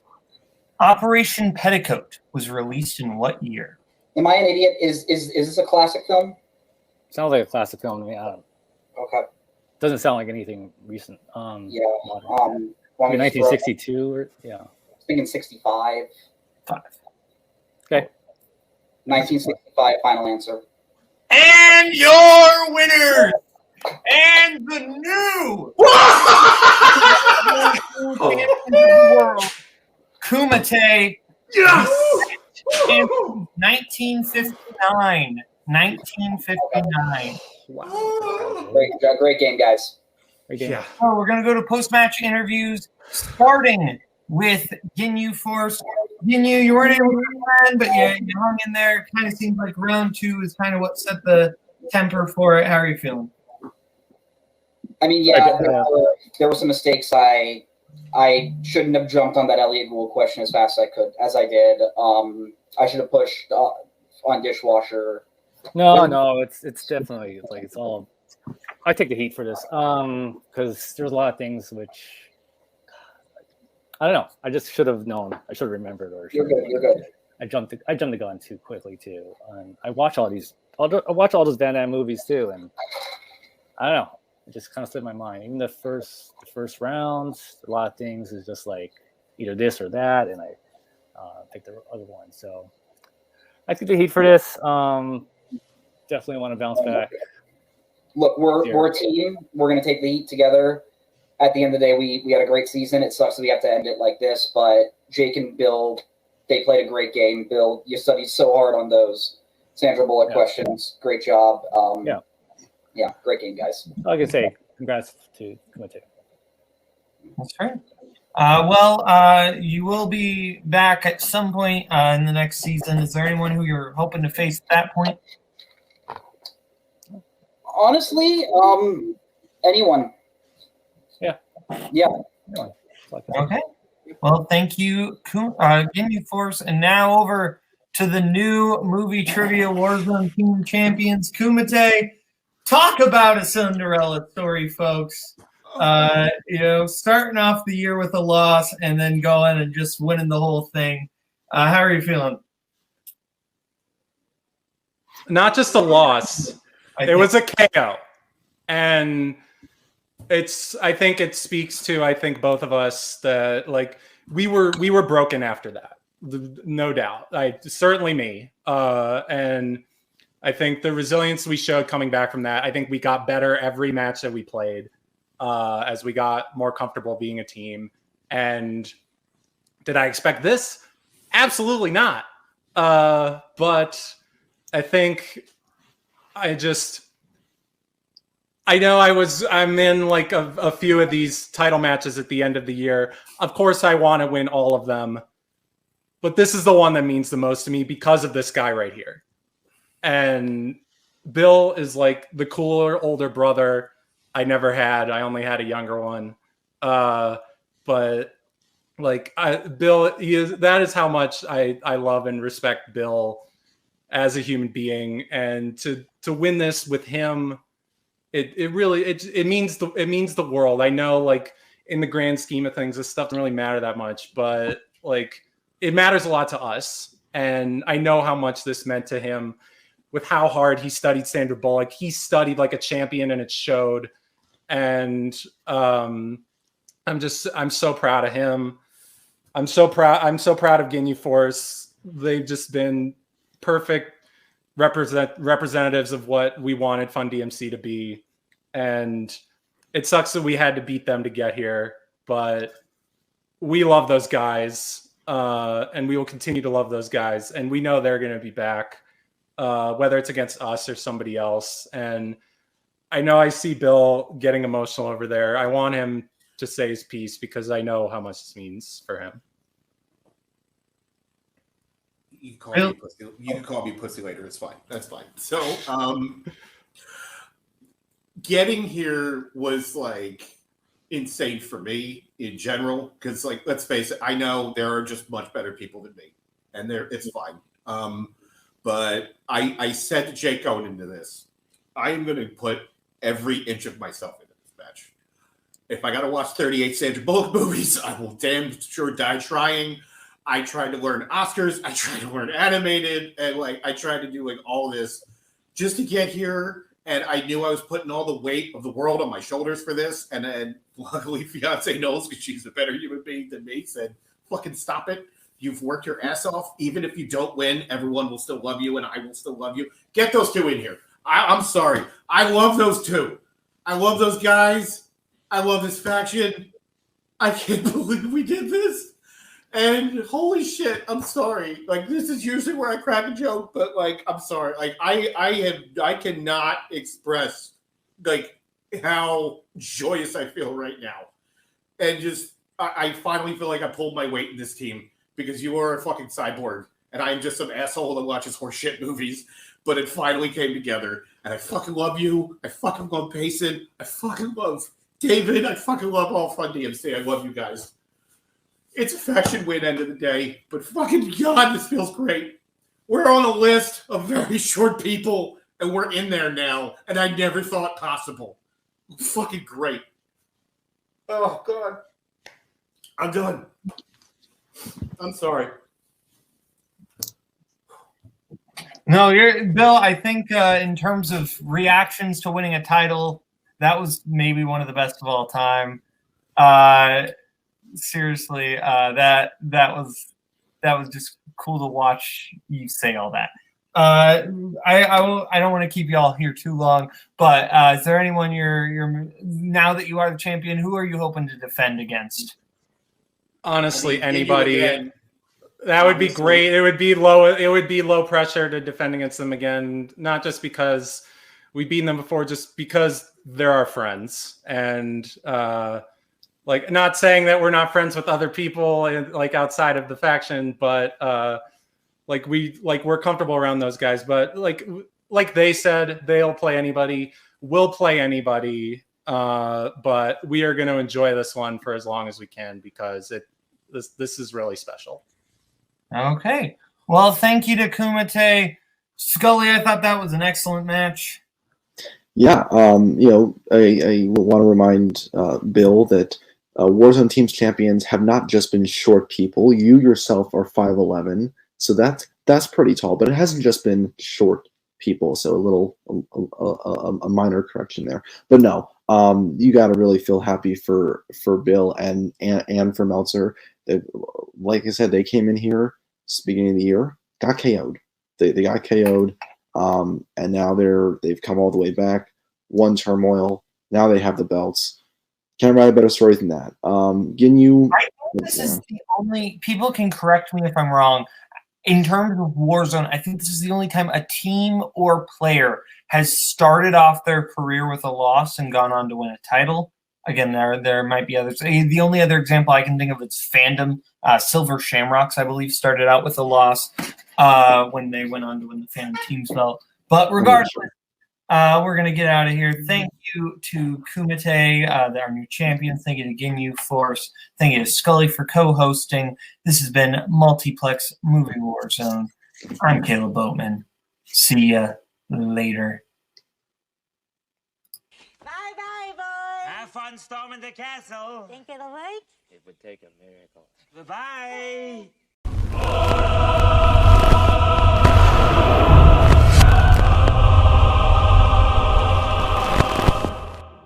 everybody, and welcome back to Fandom Fights. My name is Robert Parker. With me is Cam Holtzman, and boy, do we have a matchup for you. Today, we have Nick Twohig versus Thomas Scully versus Tim Brzakala. This is a hell of a three-way. What are you looking forward to most about this match, Cam? I'm looking forward to please never calling it a three-way again. We call them triple threats. But no, I think this is going to be a fantastic match. Like, Tim, Twohig, and Scully have proven that they are like the three greatest players currently playing the game. And it's kind of not close, no offense to everyone in the league, but they are the upper echelon. They're the people that are constantly holding belts. And we've seen Twohig play Scully. We've seen Twohig play Tim. We've seen Tim play Scully. We haven't seen all three of them play each other at the same time because we don't do triple threats a lot. Right, and there is a reason for that. But also, sometimes, like you said, when you have the three who are the best, you really want to see them all go at it at the same time. I think that's what we're going to get here today. And with that, let's throw it over to their promos. 1 second. Oh, great. We're bringing this Tim back. My favorite kind of Tim. Cody. To date this a little bit, Aaron Rodgers still owns the Bears. He beat the Bears today pretty handedly. He owns them. The last time I played Scully in a singles title match, I was hammered. And I beat him because he thought Stan Lee was reading Mulan in Captain Marvel. Now, we've come a long way since then. I love Scully, but I figure, you know what? Nick beat my ass last time. I barely beat Scully right before that. So why not just have some fun tonight, Cody?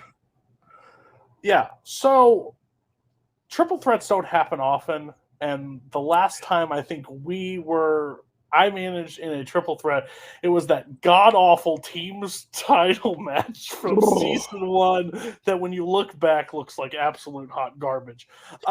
This is a fan of this. It's really exciting because these are the three best players playing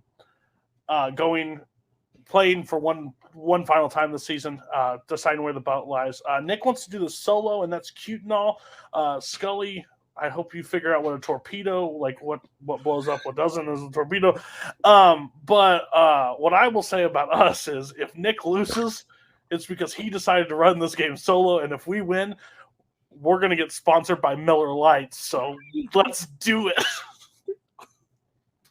All right. I don't have a lot to say. Everyone has already talked about the same runaround of three greatest players playing. We don't got to echo it. All I know is Tim's going to be fucking hammered and Twohig is going to be Twohig, and we're just going to fucking play our game. So this feels a lot like Groundhog Day. This is the fourth time I've cut we've cut promos against Twohig. No. Third time we've cut promos against Tim. And the 85th time we've cut promos against Cody. But nothing else to say except for we're the three best. And it shows I think it's going to show with this match. All of our dedications to the game are unmatched. They've shown that through our performances that this is a worthy final match of the year. This is a worthy kind of conclusion of this crazy season that we've had. I feel prepared. This is I think for all three of us, it's going to be pretty even in terms of the wheel and in terms of the deep cut movies. I'm just in it to most of all have fun because that's been something I haven't been doing a whole lot in matches recently. I'm going to cut loose a little bit, have some fun, play with two of my best friends in this community, and hopefully I can bring that belt home. And if not, well, then the headlines can just stay the same as they've been for the last year and a half. Manners maketh man. Game on. Hey, what's up? This is exciting. This is a momentous occasion. I'm very excited to be here. Just to address something, I didn't want Cody to have to like split things, and I didn't want it to feel like two people versus one person. So I figured I'd fly this one solo. I want Tim to win. I want Tim to hold the belt. I want Scully to win. I want Scully to be the first two-time belt holder. But I want to win also. I've held this belt for a long time. It means a great deal to me. And I think this is probably my biggest challenge yet. I've played Tim and I've played Scully. I've done very well against them both, and it's been very close against them both in many different occasions. So I'm excited. I hope everyone watching is excited. I hope we put on a good show. And yeah, I'm going to try and win this thing. All right, those were some fire promos, as they say, Cam. I don't have much to comment on. I'm ready to just hop right into this and see how this goes. I think all three players are ready. Yeah, absolutely. So without further ado, I believe we will bring in our three competitors and we will get into the match. If I can move people. There we go. All right, so I'll go through the rules quick. You all know them, but round one works like this. You get 10 questions from 10 predetermined categories, 15 seconds to answer each question. Write the answer down on your whiteboards. If you get it right, you get a point, and you get 4 repeats to use throughout the course of the championship match. If any player gets all 10 correct, you will get an additional question worth an additional 1 point. Did I miss anything? I don't think so. So with that being said, if you all are ready, I'll hop right in with question 1. This is in the category of Star Wars.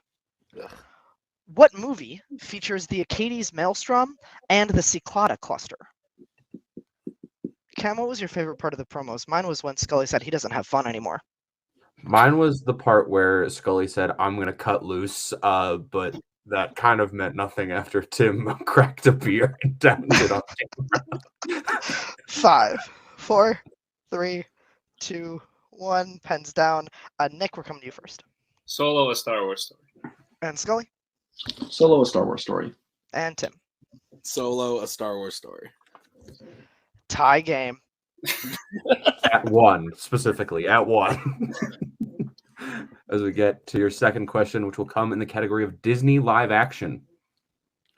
What film features the holy city of Alamet? You ever trek to a holy city?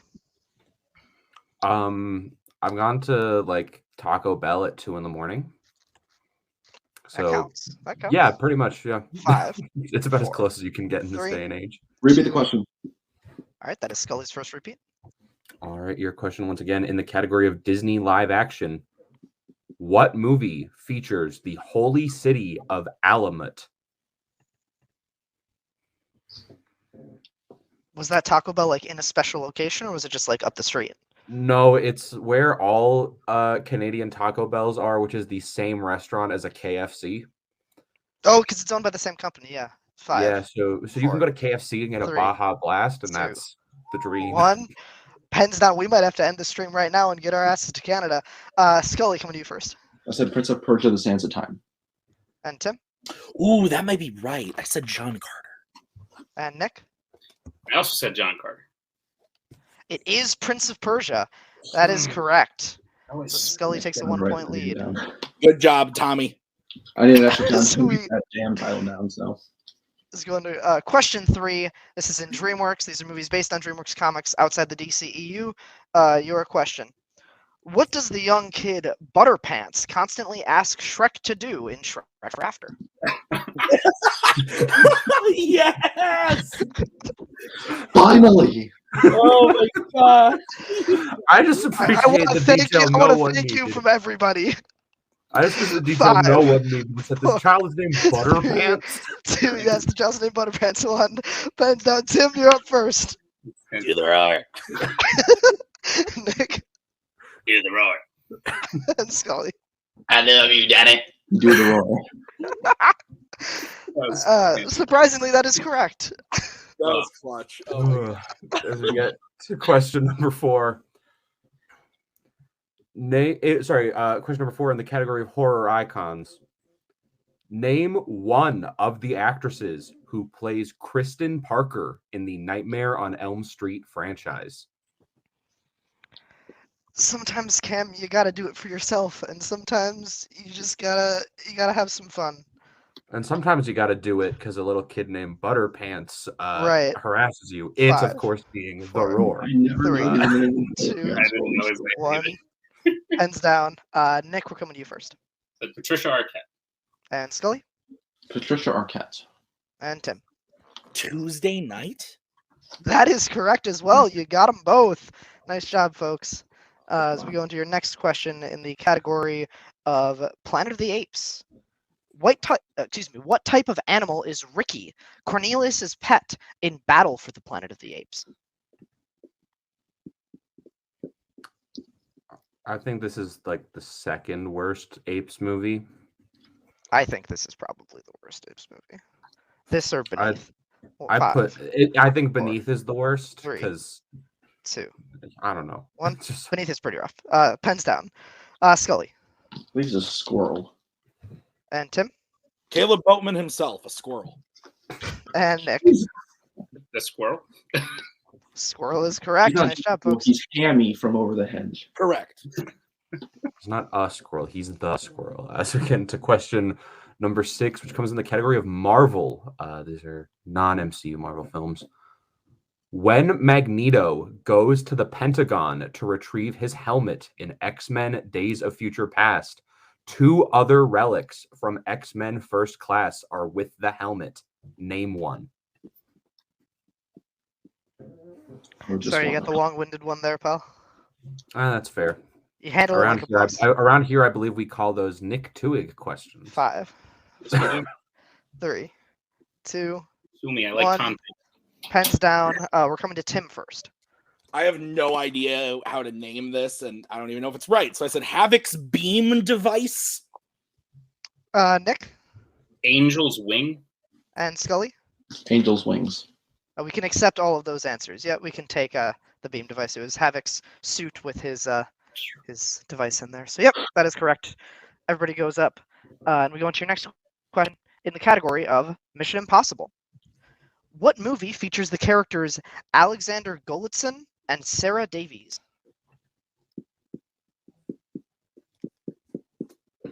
There's a match that I can't remember if it dropped recently or it will have dropped by the time this comes out, where there's a Mission Impossible question, and me and Twohig just banter the entire time about how impossible is an inaccurate word to describe any of these missions.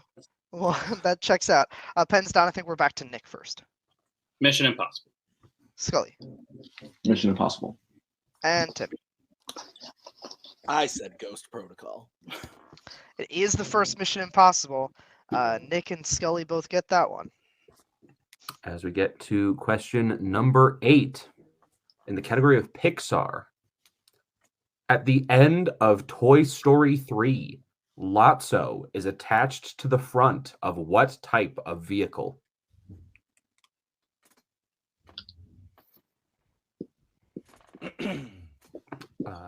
Much like the number in the title would suggest, I believe that this is the third best Toy Story movie.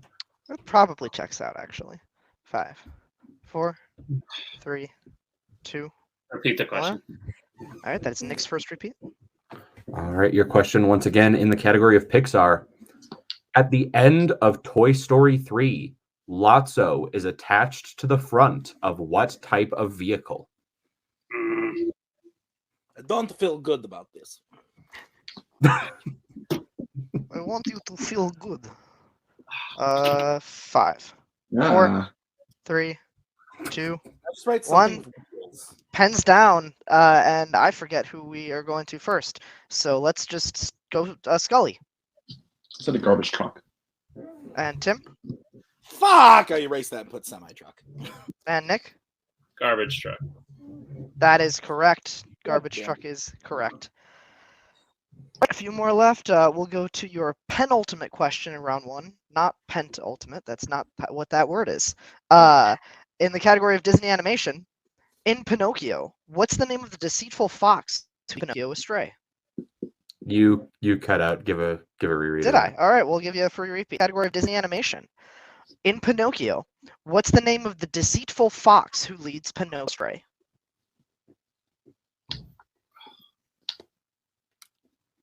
You like little peanuts? Not when you phrase it like that, I don't. 5, 4, 3, 2, 1. Pens down. We're starting with Tim on this one. At this point, I'm just rooting for Scully to get the perfect round. Mr. Fox? Nick? I got nothing. It's going to kill me when I hear it. Scully? Sorry, Nick. It's Honest John. Yes, it is. I was like, Honest Brother John John. is correct. Friend John. All right, so we will get to your final question in round number 1, which comes in the category of James Bond. In Dr. No, what is the name of Bond's ally in Jamaica who lets Bond use his boat and is later killed by Dr. No's dragon? I did air quotes, but my hand was off screen. Dragon. I know how to host. 5, I'm a professional. 4, 3. No, you're doing great. 2, 1. Pens down, and I think we are back to Nick. Quarrel. And Scully. Quarrel. And Tim. This is not what I had, Cotton. All right. Well, with that, Scully Diz and does get the perfect round 1. Good job, Scully. Right now I have a score of 10 with Scully, Nick with 8, and Tim with 5. Scully will now get a bonus question. If you should get this, you will get the additional point. Your question, Scully. Who joins Stark Industries' Human Resources Department at the end of Captain America, the Winter Soldier? Maria Hill. That is correct for an additional 1 point. 11 to 8 to 5 as we go into round 2, which is going to work like this. I'm going to bring up a wheel with categories on it. The person in the lead, in this case Scully, will get to decide if he would like to go first or defer. Then if he defers, the next person gets to choose if they want to go then or defer. Once we get the spin in, if the person does not like their spin, they can respin. They do have to stick with the second option if the person's not to their liking. You then get 5 questions worth 2 points apiece. If you don't know the answer, you can check down to multiple choice. That will devalue the question to being only worth 1 point. And there is stealing in this round because it's a 3-way. We will have to do the stealing via whiteboards. So with that in mind, I will bring up your wheel, and we can have Scully pick what he'd like to do. Share Good job, Scully. Waiting for the wheel to show. We wanted Jofer, obviously. Give me 1 sec. Actually, I have to rename the wheels because I don't know which tab is which. All right, we are back with the wheel. Your categories in round 2 are Middle Earth, Pixar, Disney Live Action, Scores and Soundtracks, Marvel, MCU, Horror Icons, DreamWorks, Planet of the Apes, and Wizarding World. So with that, Thomas Scully, you're in the lead with 11 points. Would you like to go first or defer? We will defer. All right, we can say goodbye to Kaleb Koho. And that means we're to Twohig. Nick, with 8 points, would you like to go or defer? I'll defer as well. All right, so Tim, we will bring in Cody. These guys suck. Am I right, Tim? Let's go. And it lands on DreamWorks. That's kind of shitty. I mean, I just watched all of them, but I still feel like I should spin again. Yeah. There's like 4 other things I would rather. You've been drinking. I don't care. Let's spin again. All right, let's see scores and soundtracks. He's been drinking Miller Lite. Doesn't count. I was having gin. And it lands on Planet of the Apes. That's worse. All right, let's do this. Take your time. All right, I will give Tim his questions in the category of Planet of the Apes. Was he going to say something? I don't know. Sorry, did you want to say I just something? wanted to stay. I wanted to stay, but I couldn't. Oh, no. All right. So, Tim, 2 points apiece, 5 questions. You check if you like. Steals will be via whiteboards. All right. Question 1. What does Koba call his scars when talking to Caesar about Malcolm's group in Dawn of the Planet of the Apes? Multiple choice. Okay. Your options are A, human work, B, lab ape, C, cruel human, or D, ape hurt. A. Human work is correct for 1 point. Your next question. What actress plays 3 different roles across the films Beneath the Planet of the Apes, Escape from the Planet of the Apes, and Conquest of the Planet of the Apes? Oh, what is her first name? Oh, shit. Multiple choice. Okay, your options are A. Kim Hunter, B. Asa Maynor, C. Linda Harrison, or D. Natalie Trundy. D. D is correct for another 1 point. All right, your third question. What's the name of Zira's nephew in 1968's Planet of the Apes?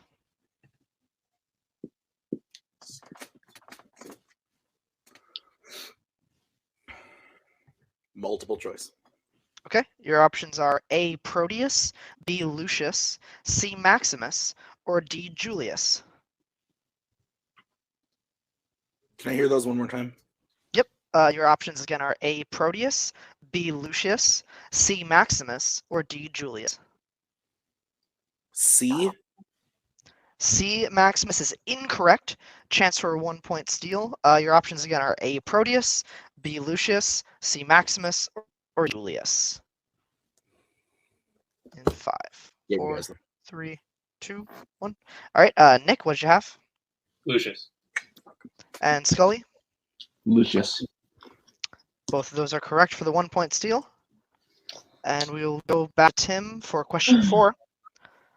What ape allows themselves to be captured to divert attention from Nova in War for the Planet of the Apes? Rocket. That is correct for 2 points. And your final question. In 2001's Planet of the Apes, what object in Leo's pack does Ari activate and get scared of?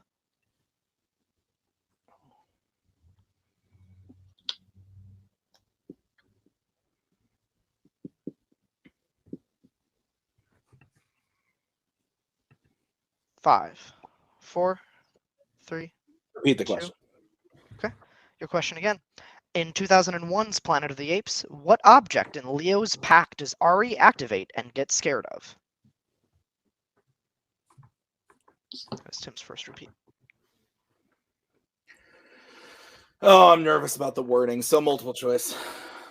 Your options are A, a homing device, B, retro burners, C, a glow stick, or D, a blaster. A. A is incorrect. Chance for a 1 point steal. Your options again are A, homing device, B, retro burners, C, glow stick, or D, a blaster.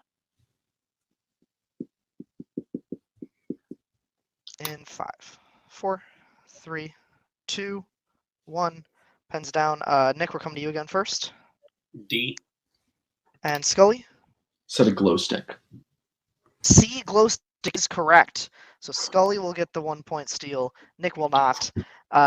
Tim ends his round up to 9 points as we go into. Well, actually, we have to see if Scully would now like to go or if he would like to defer again. I was going to say, just double check. I have Nick and Tim both at 9, Scully at 13. Yes, correct. That's what I have as well, at least. I still say we defer Koho. Yeah. All right, I bring the wheel back up for Nick's spin.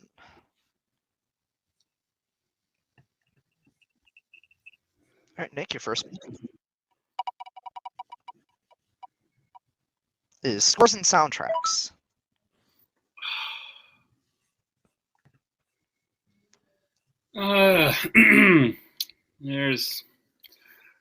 There's a couple that might sink me, and this might be one of them. So I'll spin again. Okay. Using your respin. Stop! Stop! And it will land on scores and soundtracks. Cam will give you your questions from that category.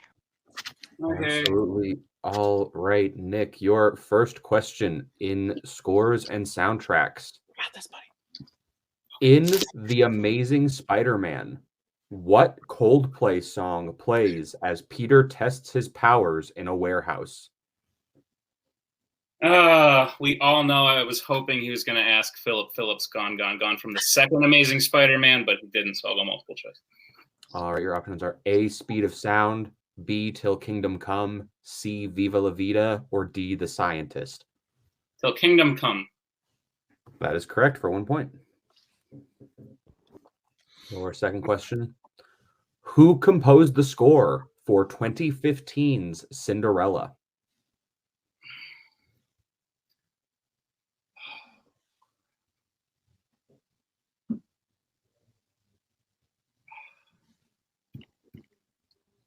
5. Rob, repeat the question. 4, 3. All right. Repeat. That is your second 3. repeat. Your question once again. Who composed the score for 2015's Cinderella? Yes. Multiple choice. All right. Your multiple choice options are A. Michael Giacchino, B. Howard Shore, C. Hans Zimmer, or D. Patrick Doyle. Patrick Doyle. That is correct for another point. Question number 3. What song plays during the comedian's funeral in Watchmen?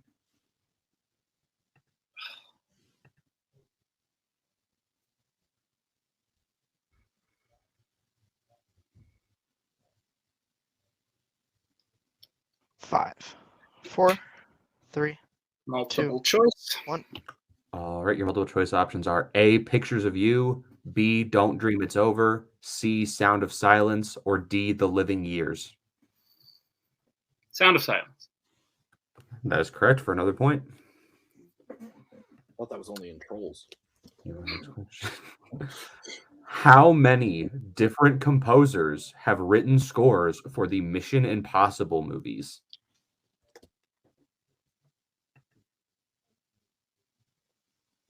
Five.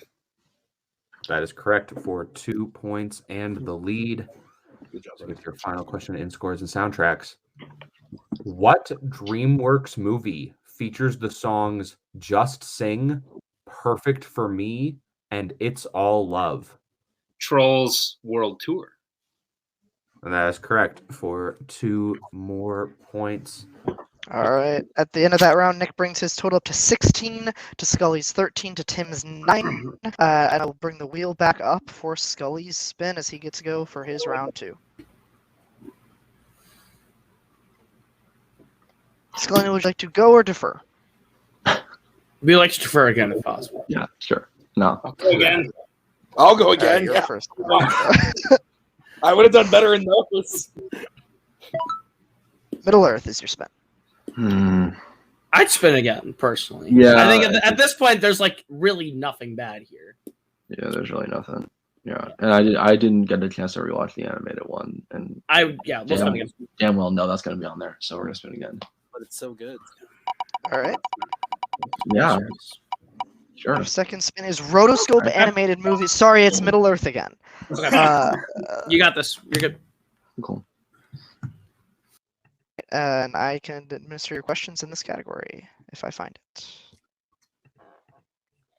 Where is it? I found it. I'm the world's greatest detective. Okay. Your first question in the category of Middle Earth. What is the name of the Great Golden Hall that resides in Edoras, the capital city of Rohan? The Golden Hall of Meduseld. That is correct for 2 points. Your second question. In Unexpected Journey, one of the trolls thinks Bilbo is an oversized what? Oh.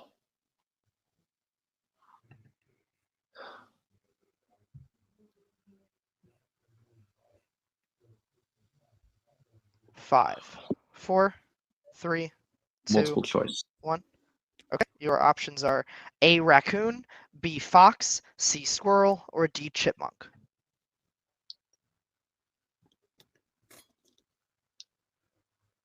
Squirrel.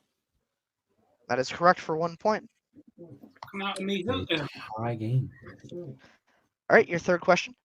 What is the name of the dwarven weapon that could fire black arrows to kill dragons, as spoken about in Desolation of Dwarvish Windlance. That is correct for 2 points.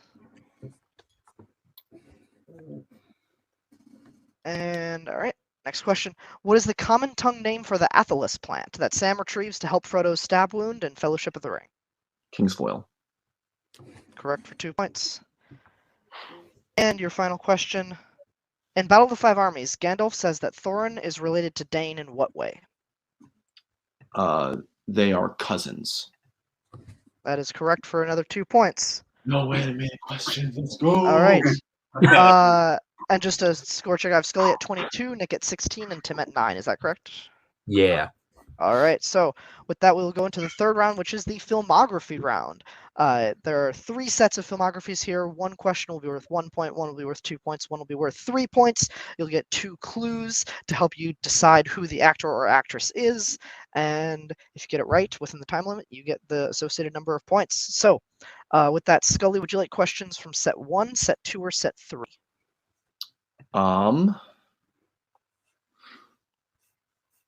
Set 1. Okay. Scully's oops, 1 second. Sorry. Okay, Scully set 1. All right, Nick, would you like set 2 or 3? I'll take set 3. Steve's on. Set 3. So Tim, you will be answering questions from set 2. Set 1. All No. right. So we will start with you, Tim, Okay. from set 2. Your 1 point question. Actually, Cam, do you want to give Tim his questions in this round? Yeah, I can do that. Tim, your 1 point question in the filmography round. Who plays a Star Wars evil leader and an MCU arms dealer?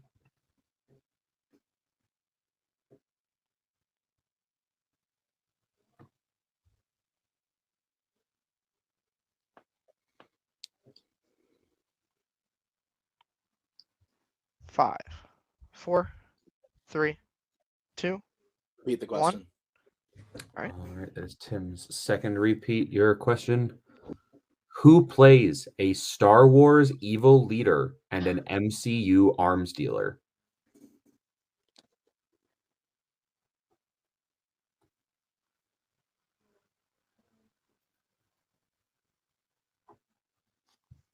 Five, 4, 3.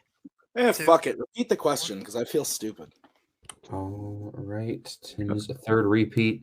You got this, Tim. Who plays a Star Wars evil leader and an MCU arms dealer?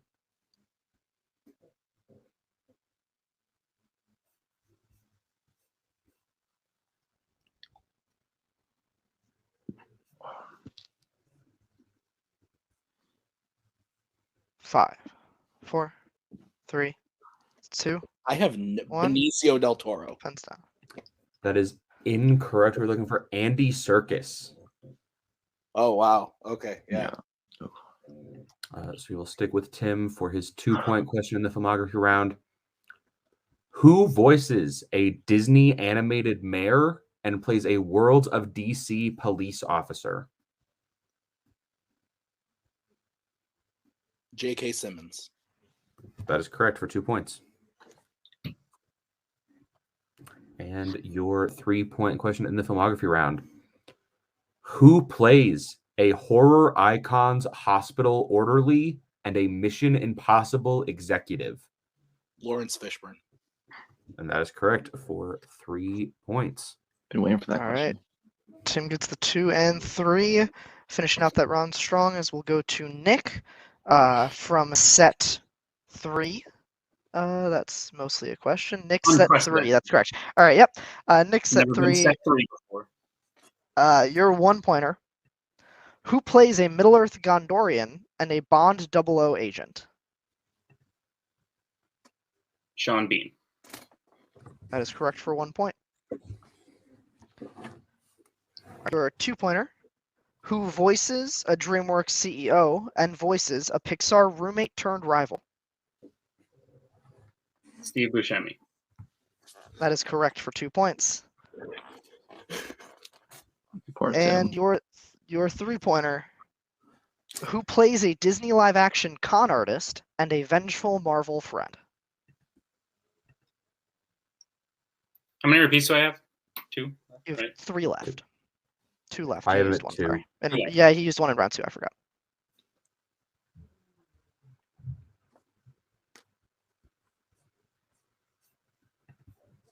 Five, 4, 3, 2, 1. All right, your question again. Who plays a Disney live action con artist and a vengeful Marvel friend?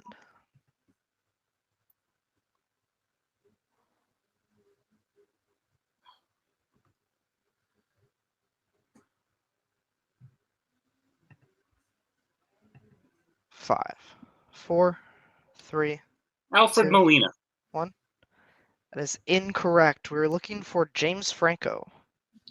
I think I'm gonna challenge. Okay. I'm gonna challenge. See what happens. Okay.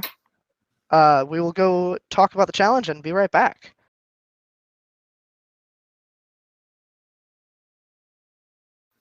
All right, we are back, and after a challenge, we are going to rule that Alfred Molina is an acceptable answer to the question. Nick will get the 3 points, bring his score up to 22. He will tie with Scully as we go into Scully's round of the filmographies. Cam, if you would like to answer those questions. Absolutely. Your first question, Scully, in the filmography round. Who plays a Disney live-action prince and a Star Trek captain? Chris Pine. That is correct for 1 point. Your 2-point question. Who voices a wizarding world creature and plays a YA announcer? Toby Jones. That is correct for 2 points. Emphasis on the voices. And your 3-point question. Who voices a DC drill sergeant trainer and plays an ape in Planet of the Apes?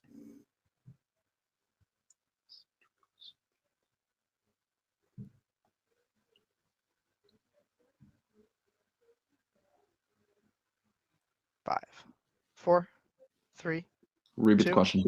1. All right, that is your second repeat.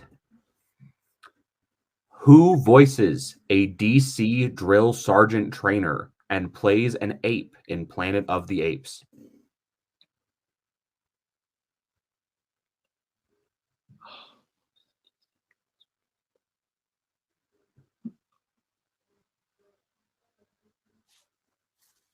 Five, 4, 3, 2, Oh. 1. Repeat. He got it in. I think he got it in. Okay. All right. Your We'll 3-pointer once again.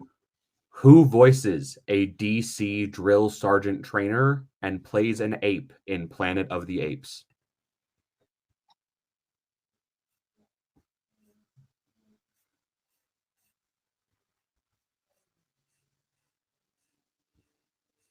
Five, 4, 3, 2, Tim 1. Roth. That is incorrect. We're looking for Michael Clark Duncan. Oh my god, I was thinking of him too. Shit. What DC movie is it? Green Lantern. Green Lantern. Oh, I went animated on the voices then. All right, so at the end of the filmography round, right now we have Scully with 25, Nick with 22, and Tim with 14. But anything can happen as we get into the deep cut round. The way this works is we have an additional wheel with some categories on it. Each category is represented by one movie. There'll be 5 questions in this round. Each player will have to answer via the whiteboard. A correct answer is worth 2 points. Each player gets the same 5 questions. We'll spin the wheel 5 times, get 5 categories. So we'll get 5 deep cut questions from could be 5 different movies, could be the same movie. We'll see how the wheels spin out. So with that, let me bring up your wheel.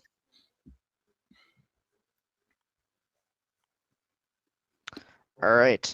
Your categories on the deep cut wheel today are Pixar, Disney live action, Star Wars, YA dystopia, DreamWorks, MCU, Star Trek, DC, and Middle Earth. So, am I correct in just saying that we spin it 5 times right now, and then No, we go one at a time. we spin it between each question? Yes. Okay. So you And can then- just Cam can take the wheel in. Yeah, I can just take the wheel backstage. You don't have to stop sharing it.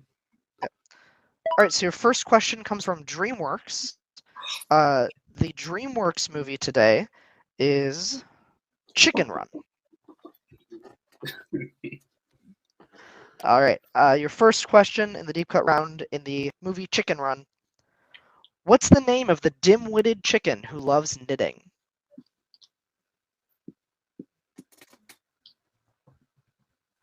I remember at one point, I think Twohig said he holds the controversial opinion of thinking this is a really good movie. Spicy hot take there. Which I don't think 5, is controversial. I 4, think it's just well agreed 3, upon. 2, 1. Pens down. Let's go to Nick first. Said Babs. And Scully. Babs. And Tim. Nope. All right. Nick and Scully both getting the points on Babs that was one. correct. Babs is correct. Yep. All right. We'll spin the wheel for your second question. Category is Pixar. Your Pixar movie today was Cars.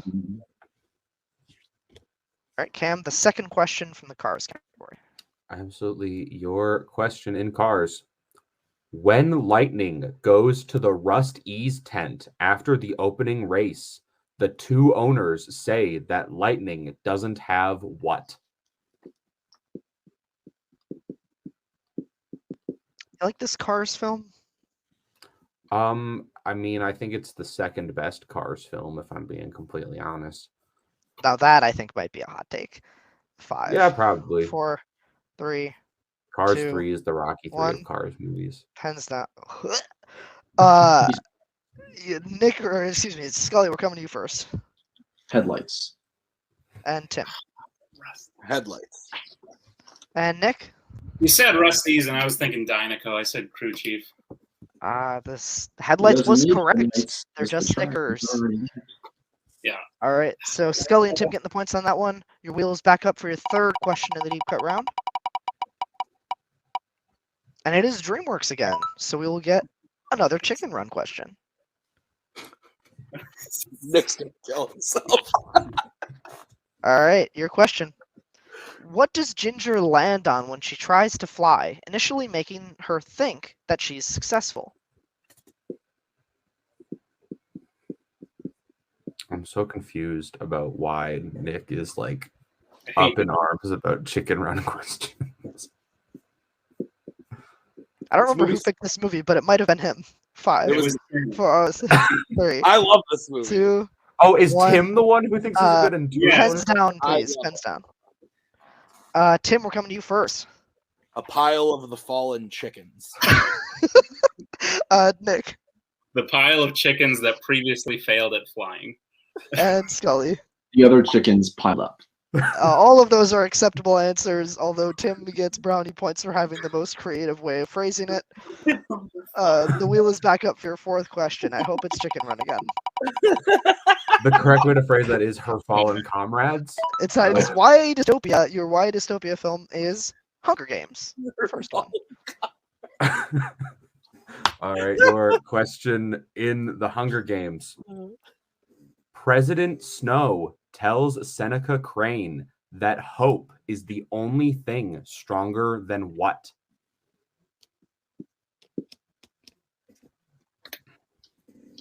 Okay, so maybe I had it backwards. Maybe Tim's the one who said he has the controversial opinion of really liking Chicken Run, and Twohig is wrong. 2, 1. So, Pens down. Good. Nick, we're coming to you first. this is the tagline of the Shawshank Redemption, so I hope it's right. Fear? And Scully. Fear. And Tim. I said Will. Fear is correct. Nick and Scully get the points for that one. He did the As wrong we go thing. into your final deep cut question. Again. Yes! Chicken run. For someone who got cheated, 4 of the 5 movies were yours, Tim. Oh my god. Your final question in this deep cut round. Final question in the deep cut round. What does Ginger almost lose behind a closing metal door after she saves Rocky?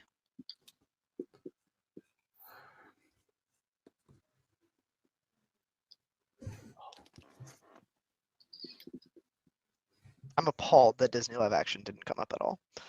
Yeah, 5. Go down. 3. Oh, down. Pens down. We're done. We're done with this. Scully. Fucking blue Is it jean. her hat? And Tim. Her hat. Yeah. And Nick. Her hat? That is all correct. Where's the Lost Ark? It's Temple of Doom, but sure. But it also happens where it's Lost It is both. It's both. You're right. All right. We're going into your final round. It's the betting round. Right now I have Scully 35, Nick 30, Tim 20.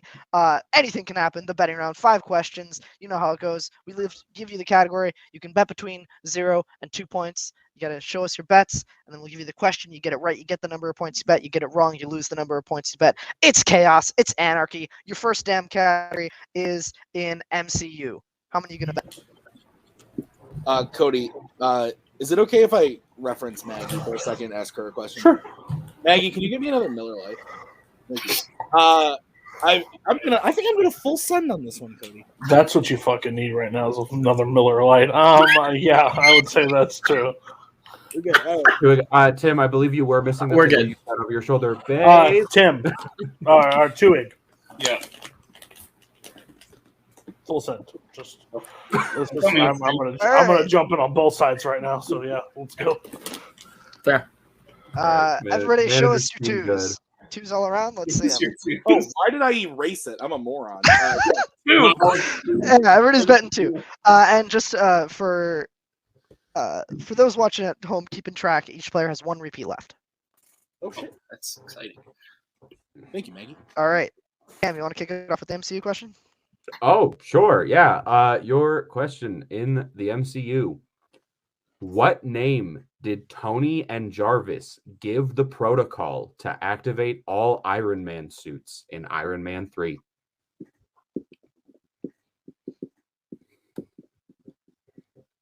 Anytime I hear the word iron, I'm just like, oh, too much iron in your blood.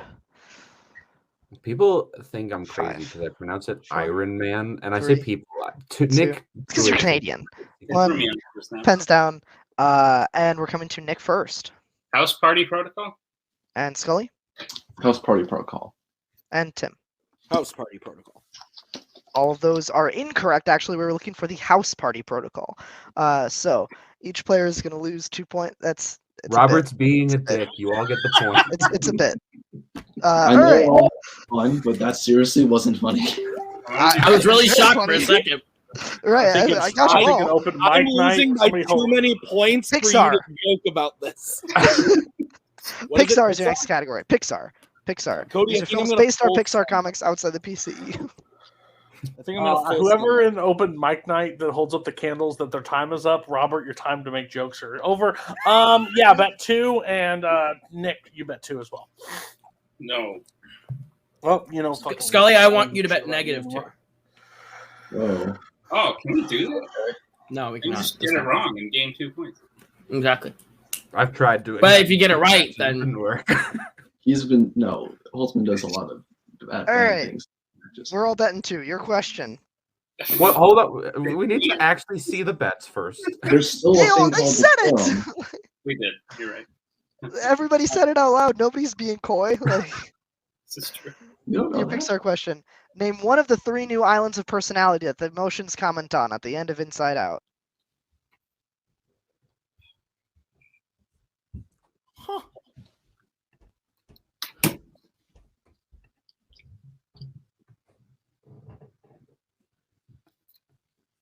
Five. What's your 4, favorite island 3, that isn't one of these? 2, 1. Dominican Republic? I don't know. Pens Pens down. down, If by I the didn't way. say that. Yeah. Sorry, I don't, look, we don't banter in round 5, Cam. This is serious. Scully, we're coming to you first. I blanked. I said friendship. And Tim? I said boys. And Nick? I said boy band. Nick is the only one to have a correct answer. Boy band is correct. Good job.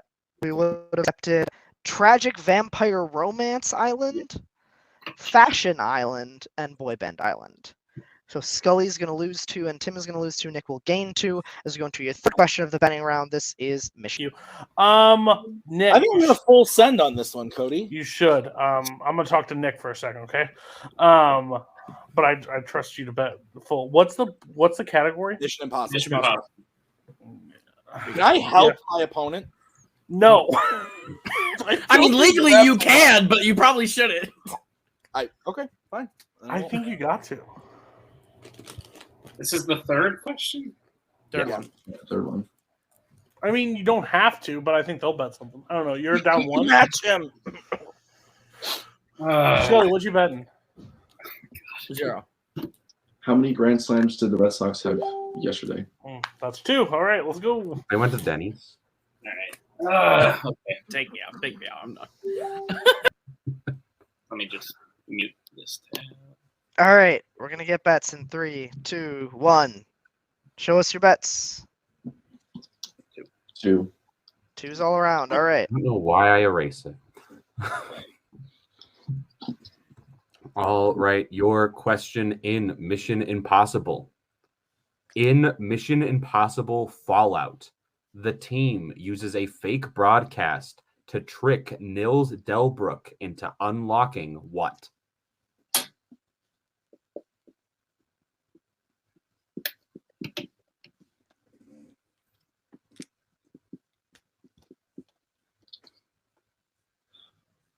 Five, 4, 3, 2, Repeat. 1.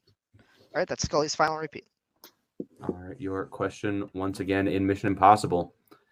In Mission Impossible Fallout, the team uses a fake broadcast to trick Nils Delbruck into unlocking what?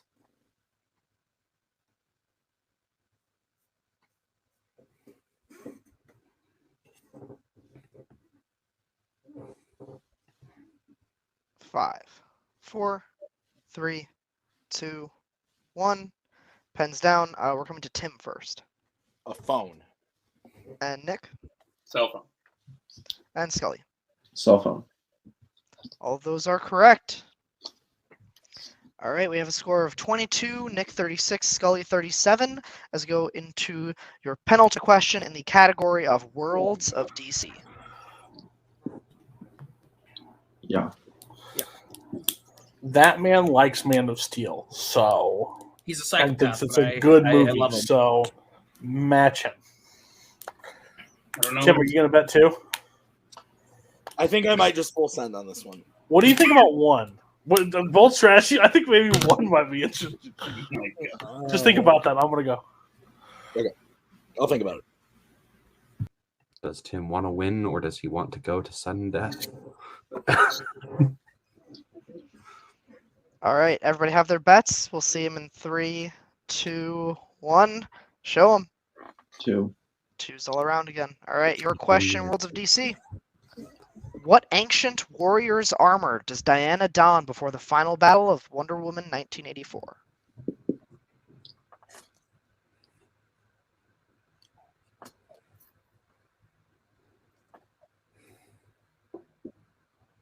Five, 4, 3, 2, Repeat 1. the question. All right. Excuse me, Twohig's last repeat. What ancient warrior's armor does Diana don before the final battle of Wonder Woman 1984? Nick, you can have my last repeat if you want it, so just let me know.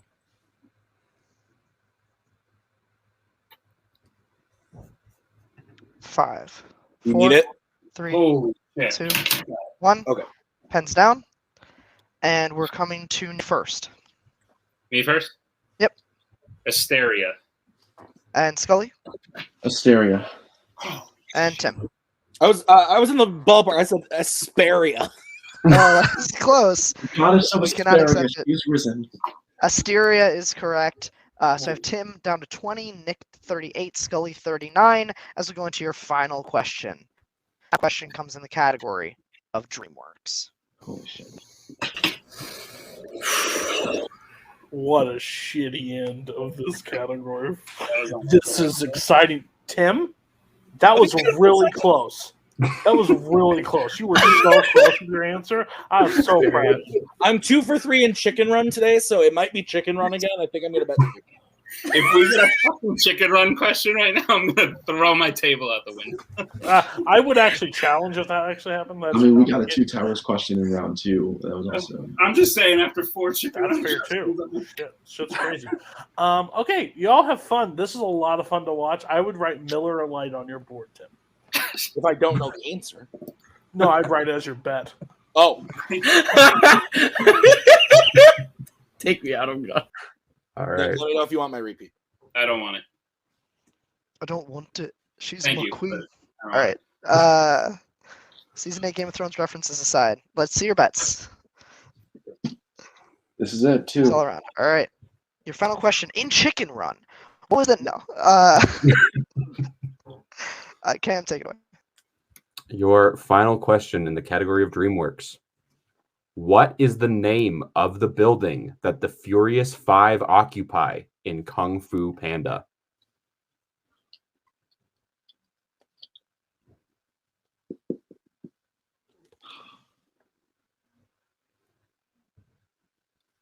Five, 4, 3, 2, 1. Need pens down. And Scully, we're coming to you first. No. And Tim? I said the Golden Temple. And Twohig. Jade Palace. Oh, God. And your winner, Nick Twohig. Final question off of DreamWorks. Jade Palace was the correct answer. Wow, Cam. Wow. Cam, we can take other competitors out. You and I can chat for just a second here. That was a hell of a match.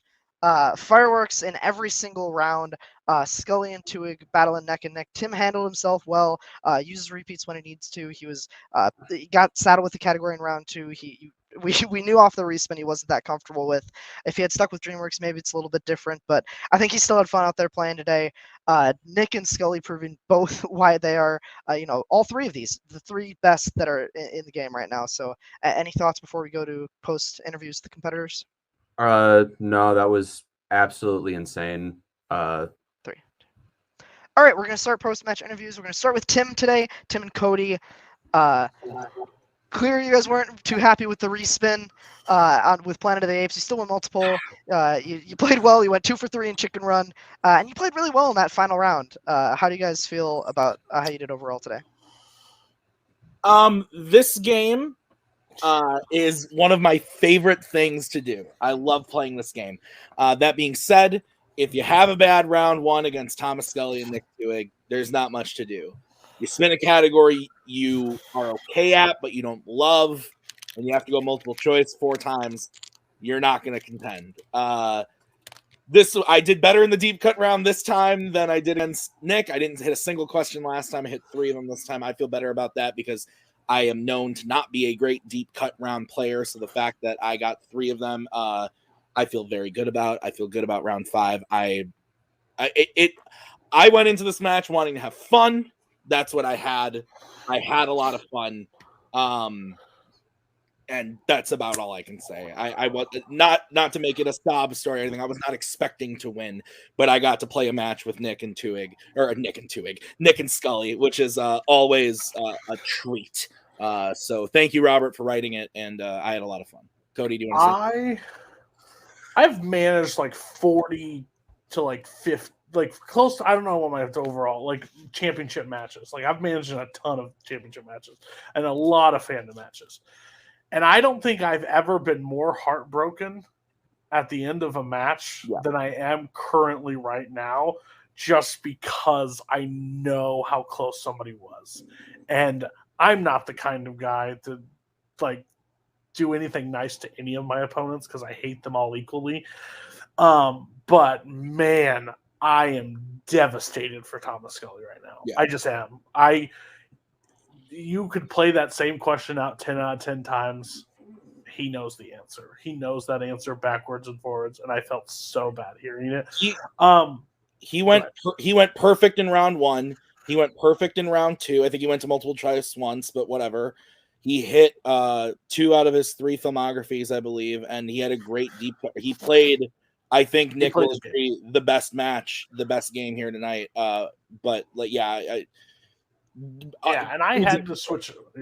I had to switch over to Tom. I had to switch over to Nick near the end because the points were there, and Nick wanted to do it solo. Nick did it solo. Nick played his game perfectly. He knew exactly, and I've watched this game so many times. I know exactly. I know every player in this. If they know an answer, if they don't know an answer, and I knew Scully couldn't pull it in that time. I knew he knew it. He just couldn't pull it in the time frame he needed. He needed 30 seconds, and he only got 15 because he had no repeats left. So sucks to Nick as the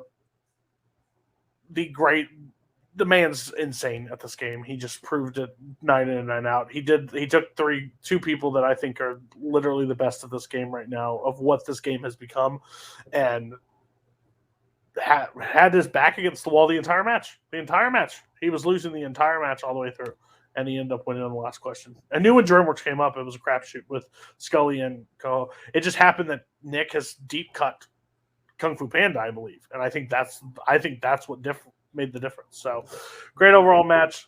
Scully, I feel so bad for you. Nick, congratulations. Let's go get drunk. I don't do that, but Nick, Tim, let's go get drunk. It's great. All right. Thanks for the comments. We'll now go over to Scully and Koho. Look, guys, you played a damn fine game. There's not much more that can be said than that.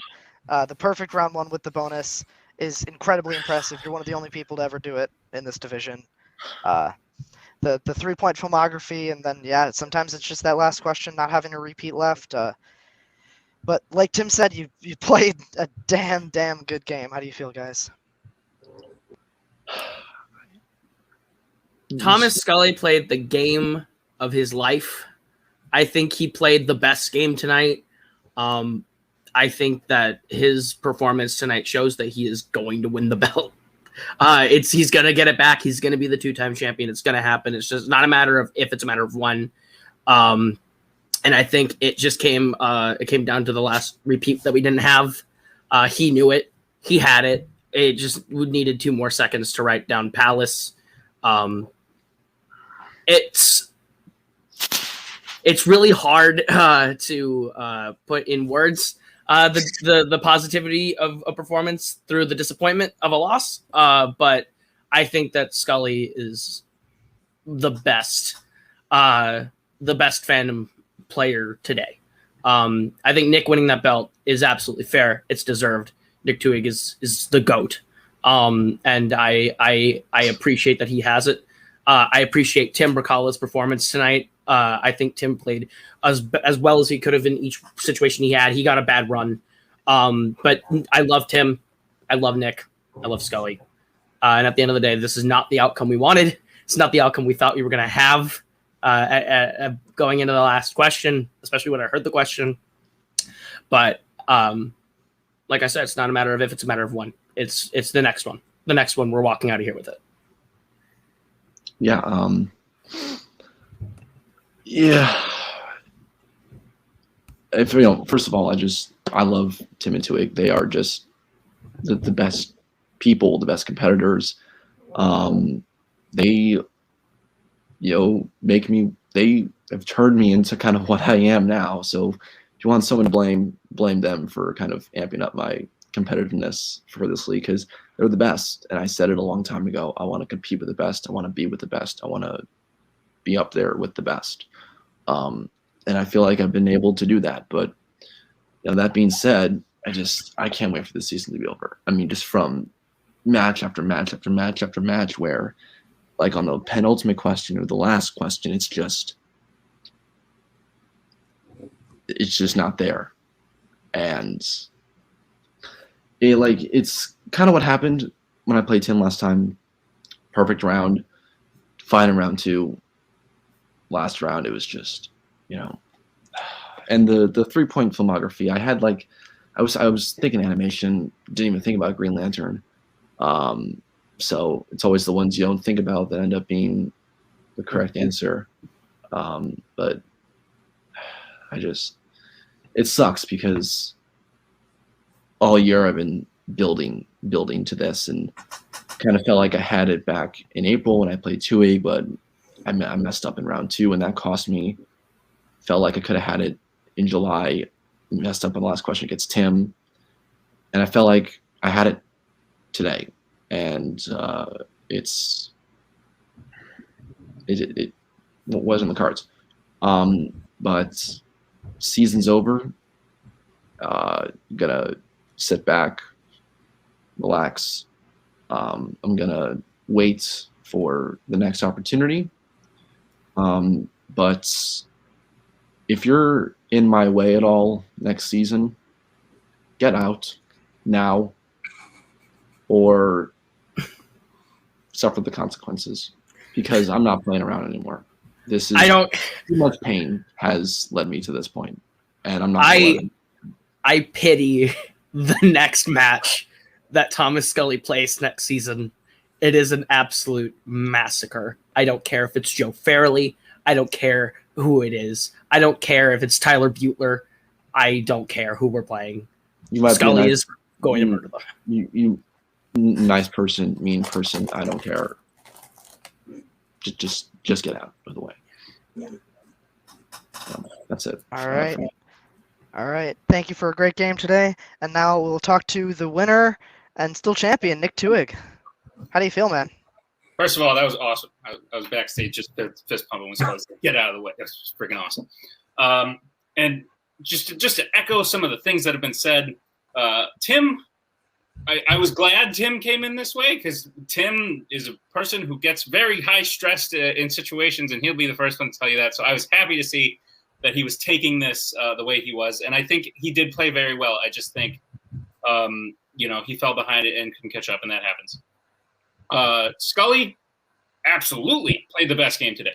100%. We were coming out of round one, and I had 8, and he freaking hits the bonus with like his eyes closed from the corner, and I'm just like, oh, so Scully's playing another perfect. I'm going to lose to Scully in another perfect game of Scully's, and that's what I thought was going to happen. But Thomas Scully is the reason that this league means anything. He's the reason that my belt means anything. The fact that I've had to win it from him and defend it against him. Tim Brzakala is the reason this league means anything and anything like that. So I'm happy to have done it. I didn't think I was going to do it. And even on the last question, I thought it was over. And genuinely, I've never been that like high stress in a match before. It was very intense. I hope everyone enjoyed. That was crazy. And then, I have one other thing to say. And if I could get my manager and my teammates alongside me for that, that would be great. We're hey, doing guys. Hi. Hello. Hey. So, little announcement from the Knights of Ren. We are tired. We're exhausted. I watched I wasn't even going to watch Chicken Run. I was like, fuck Chicken Run. I'm not even watching it. And then I watched it earlier today. It's like, what else am I going to do? I've watched Chicken Run too many times in my life. And me and Tim are done for a little bit. For a long time. We're taking an extended leave of absence from Fandom Fights. I've done all I want to do in my singles career and my team's career. This was definitely the cherry on top of a career I'm very proud of. So that was cool. And then at this point, full transparency, we haven't even finished the team's tournament yet. If me and Tim won the belts back, those and the singles belt are now vacant. If we didn't win the titles back, then whoever won the tournament and then won the title match, good job. But the singles belt at least is vacant at the moment. Tim, you want to? To echo what Nick said, Cody's talked about it a lot, about how he's taken a step back from managing. We've been having these conversations since, honestly, like the beginning of this year, that we were going to kind of ride or die this season and see how it went. I had some great moments this season that I'm really proud of. I've done, as Nick said, the only thing I didn't do that I wanted to do is obviously win the singles belt, but there comes a point when you play for it 4 times where you just kind of don't have it in you anymore. But I've done so much that I want to take the step back and take some time away, because honestly, like Nick said, I'm exhausted. I watched 60 movies to prep for this match, and you saw how I played. So it's one of those things of like, I love doing this more than anything else, but I'm excited to just be a behind-the-scenes person for a while. I've gotten the chance to be the team's champion with 2 separate people who both happen to be on this call. I was very lucky to do that twice and hold those belts, be one of the only person, I think, to hold the belts on 2 different teams. which is awesome. I broke records with Robert. I've broken records with Nick. I've had a great singles career that I've really enjoyed, and it's just time to say bye for now. But might see you again later. But it's been a lot of fun. But this match especially was a lot of fun. But it's been a lot of fun. Yeah. So And yeah, I have one more announcement. So you're no longer looking at the fandom team, the Knights of Rennes. You're looking at the full-time showrunners of Fandom Fights. So we're not going anywhere on that front. We're digging our heels in. We're going to try and make this league something cool and something worth playing and something that can be celebrated. And my first announcement is Scully's warning is going to be met sooner than later. With this vacant belt, it's not just going to go to the winner of that 5-way. Scully will be in that picture in some way, shape, or form, because I won't have anyone saying paper champ, whatever, they didn't beat Scully. Scully will be in that picture in some way, shape, or form. So that is my first announcement. That's the first time Scully's heard about it, I think. But yeah, he'll be in that first title picture for the vacant belt. Last thing, I just thank you, Robert. Robert's written a lot of title matches for us. Absolutely. When we were the team champions, we might be again. I don't fucking know. Who fucking knows? But Robert's written a ton of matches for us. Cam's hosted a lot of matches. Koho's done so much for the show as well. Boatman, all of them have done so much for the show. Scully, everybody's Cody as the manager. Cody at one point said, I don't need to be there for that match. I'm not going to manage you. I said, it's your last fucking match. It's our last singles match for now. You're fucking being there. So thank you to everybody who makes this show what it is. We're very proud of it. So thank you. I'll just say something quick. I'm not going to go into a full spiel, but fantastic managing you guys this entire time. Managed Robert. Robert left. Started all in Fandom Fights as when we first managed, and then managed you guys to so many title matches and so many title appearances. It's been a lot of fun. Managed against Koho for way longer than I ever wanted to. Managed against Tom, the 17 managers of the Kingsmen, and Thomas Eanes at one point when he tried to challenge a refrigerator that was in the location. This has been a lot of fun. I am really tired. I am really exhausted after all this. But all I got to say with this last note, because I have to end it the way that I will always end it, you never were able to beat us in a title match, co-host. So fucking suck. Let's go. Roll up. Bye. All right. So obviously, nobody really said it to them, but to Cody, Nick, and Tim, obviously thank them for everything that they have helped grow the show in, both as competitors who just up the level of competition every single time that they play, and also behind the scenes. This division, this league would not be here without you. So thank you both, and we look forward to seeing you, at least behind the scenes, in the future. Again, great match to all competitors. Cam, any last words before we close her out?